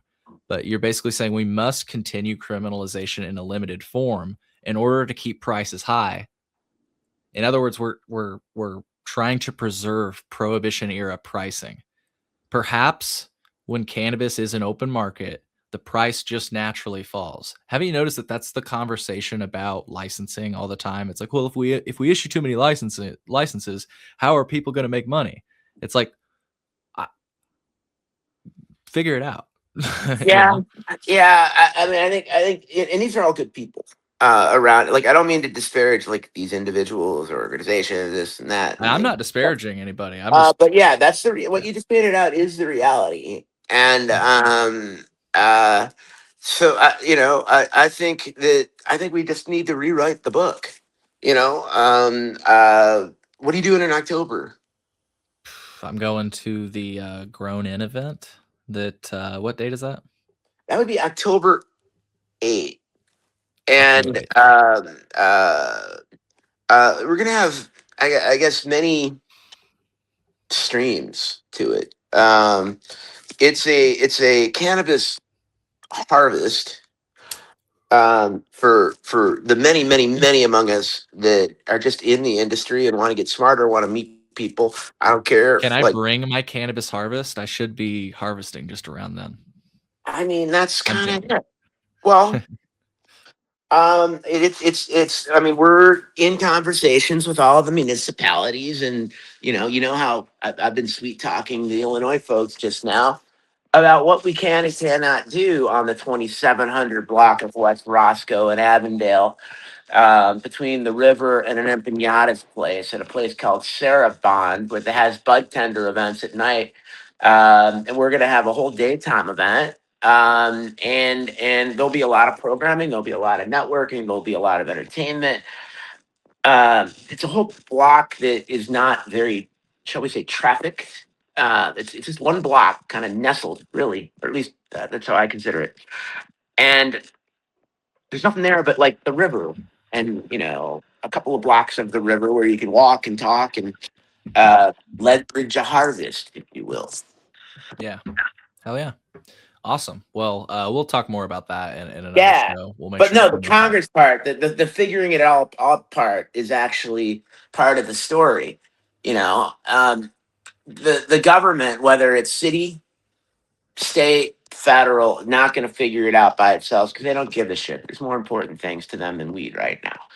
So it's incumbent upon us stakeholders, which could be individuals in government who care, alongside the industry, alongside higher education, alongside culture, alongside health, research, to convene together to do the work for the lawmaker, draw out something to say, yeah, we actually can hatch this out. This is what it should look like. Stamp it. Don't deliberate. Let's go and get on with it. Yeah. Yeah. Well, I'm excited for it. Again, we'll give it more focus in a future episode where we can just kind of promote it and talk all about it, especially as it goes closer to date too. I'm looking forward to it. Any other takeaways, Illinois-based takeaways? Did you have conversation with licensees? Did you get some general vibe checks? Yeah. Again, I don't know if you tuned in I earlier. got a good walk and talk with Reese. He's getting ready to open. This is Reese Xavier, one of the OGs. Crest helped him a lot, and this and that. See some of the retailers. Edie Moore knows what she's doing. It sounds like she's understanding how to sell weed to the people through her sway, and that's a beautiful thing. Yeah, like again, it's hard. It's very, very, very, very hard. But what do we call it? An inch of daylight. Sometimes you just need an inch of daylight and you can run through and score. Well said. Yeah, the one thing I found interesting, and I mentioned it earlier on in the show, so if folks are still tuned in, we've got about 30 people tuned in. Drop your comments if you have any questions or if you had any observations that we didn't cover yet.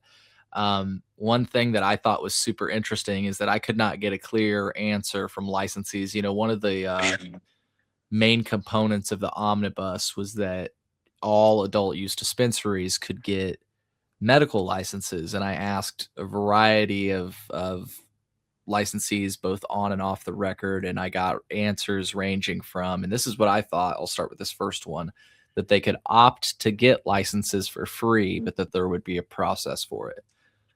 And that process would have to be like drafted through IDFPR rules, and that could take a bit, admittedly, because it's just Is Bond still on that? Not sure. I'll have to reach out to them to sort of see. Like a workshop. They should do a workshop for you.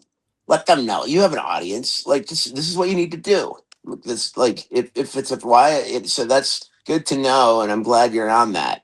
Yeah. So some people, the point is people can watch earlier on in the show. People don't know the answer. Some people are saying it may cost money. Some people are saying no, all we have to do is adjust our POS, point of sale. But that does not make sense to me, Brad, because it's not just the taxes that are important to track when you're selling to medical patients. It's also the allotment. And that goes to the Department of Health versus adult use sales, which are not saved, which are not, tracked in any sort of database. And that's a very important distinction. Speaking of the Department of Health, the Illinois Department of Health oversees the Cannabis Research Institute, which I believe is on like a 3-year deal, and they're 2 years into it. But they're at the University of Illinois at Chicago, and there is now federal attention to cannabis. So as somebody that I think has an ounce or so of involvement in that organization, I'm hopeful that they're going to find ways to work with the state and the community at large to diversify resource inputs in a way that maintains the ethics that any kind of research institute should provide. So that's like Justin we met and there's have you interviewed Reggie yet? Justin's been on the show several times. Reggie, we've talked through email. We haven't had him on the show yet. I used to work around the corner from him. Nice. Same hallway. Yeah, he's a I've little been invited constrained. to be. I've been invited to participate in the Cannabis Research Institute, so definitely in contact with a lot of those folks. They were definitely in Champaign, so I don't like it's I know, and malpractice. It's I was malpractice. They went to Champaign and they didn't call you. No, they did. They Okay. did. And I accepted the invite and completely forgot about it. I actually had a date on my Sorry. calendar. Well, it's malpractice. Seriously. You forgot about it. That's good shit. They didn't call me.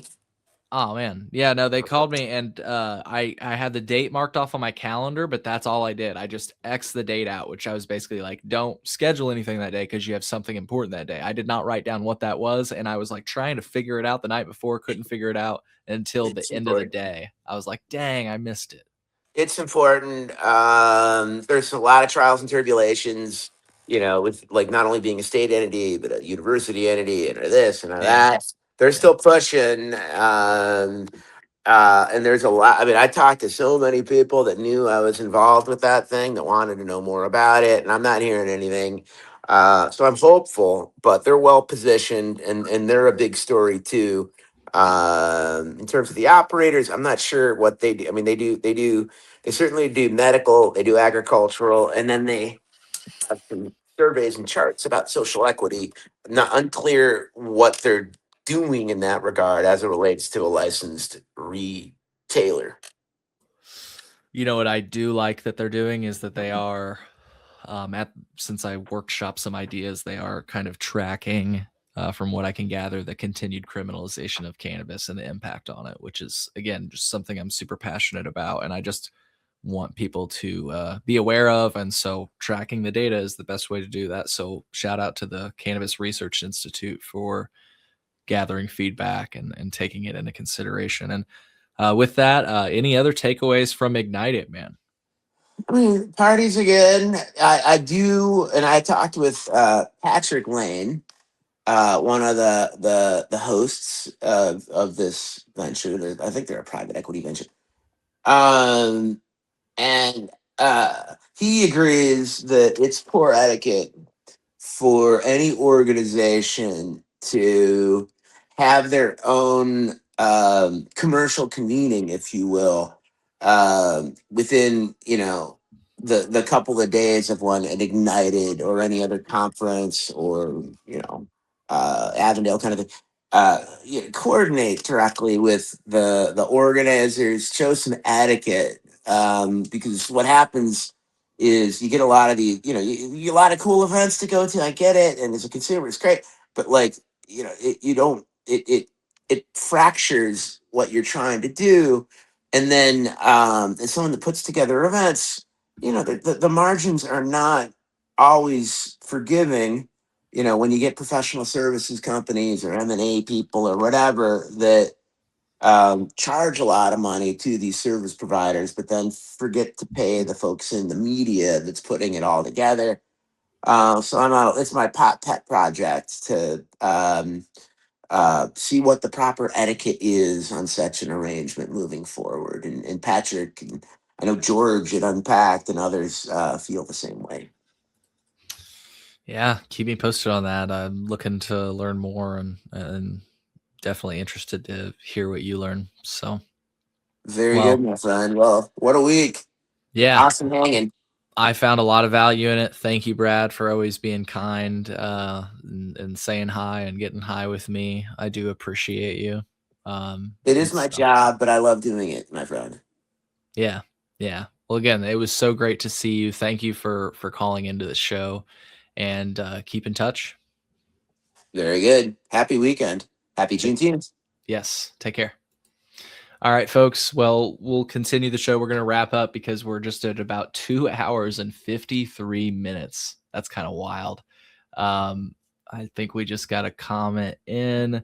Satisfied Mind says, thanks, Brad. Brad just headed out, but I'm sure he'll see that comment after the fact. So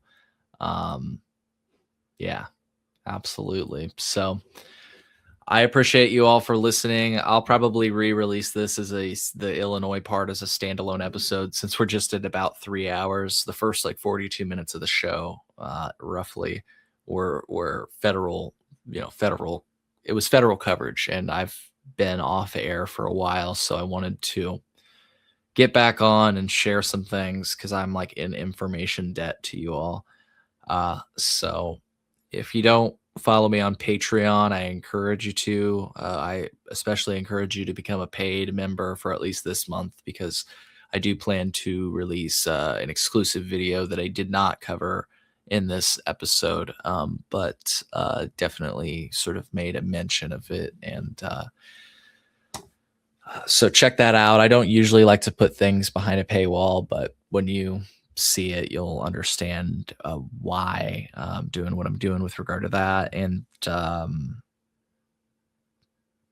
ultimately, I always release all of my content for free, but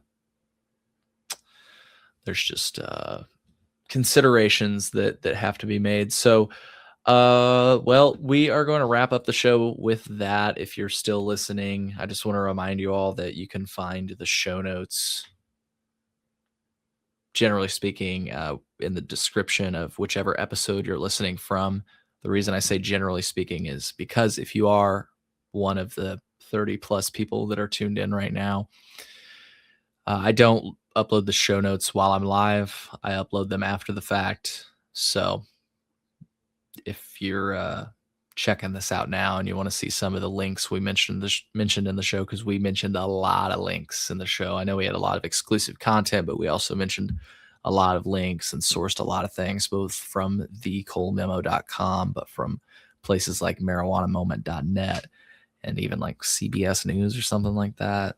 I'll try to put all those links in the show notes. I try to do my best to make sure to include all the links that are referenced so that you can do your own reading and come to your own conclusions and all of those good things. Well, on that note, I hope you enjoyed this live to tape broadcast of the Cole Memo. If you did, please be sure to hit the like button.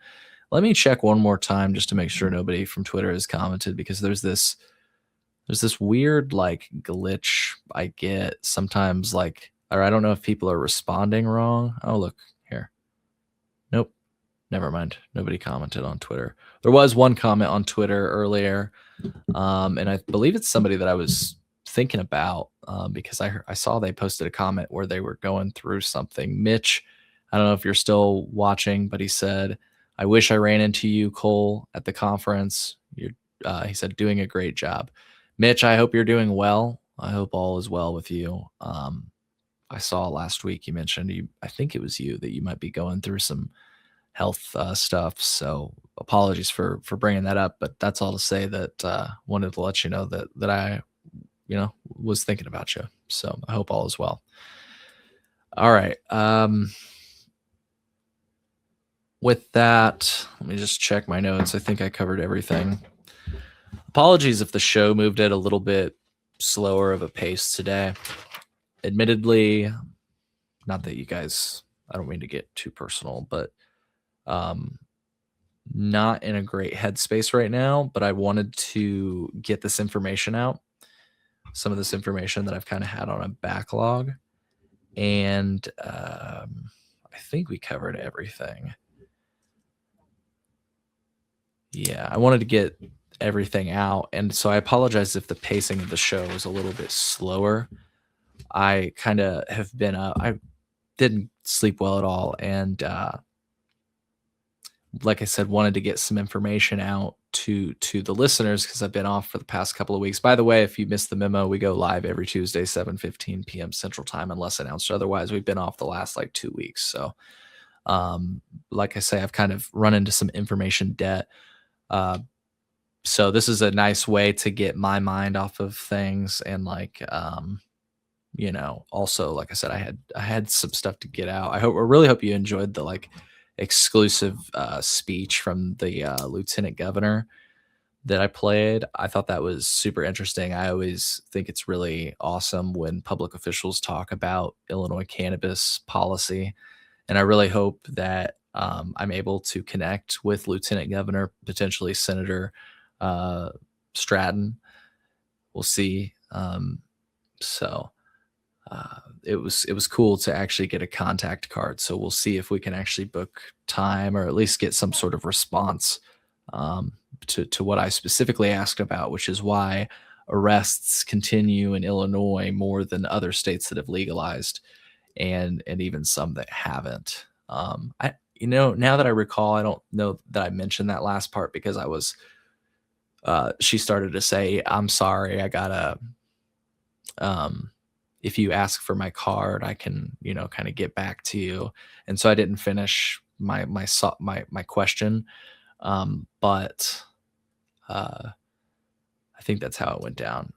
But I definitely asked why arrests continue more in the state of Illinois. And so I hope that that sort of registered with her and maybe she looks into it at the very least. And if not, I hope that we can get in contact. That would be like really cool. But yeah, Miggy, happy Juneteenth. It's good to see you. Congrats on the upcoming grand opening. Tom sent me the info. I'm going to try to be there. I don't know if you're going to be there, but I'm really excited. And if you're just tuning in, you may go back. I'm also going to try to re-release this Illinois talk as a standalone episode if I can get some time and bandwidth to focus on that. But that's the plan. So either rewind this live stream or watch when I release this as a standalone segment, because I had some different licensees responses to the passage of the omnibus, and the joke I was making is that the optimism in the room was, and the spirit in the room was almost as high as I was. And I say that jokingly, but also seriously. Like, people seem to have a renewed sense of optimism in the Illinois cannabis industry as a result of the passage of the omnibus and the rescheduling directive, and how those may interplay to give some relief to some of the punitive measures that have come with the Schedule 1 status of cannabis, but also relief in the form of the easing of some burdensome regulations at the state level and all that good stuff. So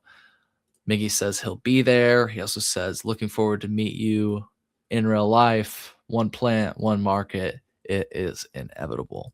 Absolutely. Well, all right. On that note, this was a long live stream, but again, we had to catch up and I needed to escape. So come with me and escape, right? What is that, pina colada? So I hope you found value in this live stream. And once again, if you did, hit that like button. And folks, happy Friday, happy Juneteenth, have a great weekend. It's summer. I think Tom Angel from marijuanamoment.net said it's a hot cannabis summer, and I cannot agree more. It's been a really exciting summer for cannabis policy. Of course, I want a lot, but to see any movement at all is just cool. So this summer's for the history books, folks. On that note, I really hope that you all found value in this episode of The Cole Memo. The Cole Memorandum. The Cole Memo. The Cole Memo. The Cole Memorandum. I mean, you have to respect the memo.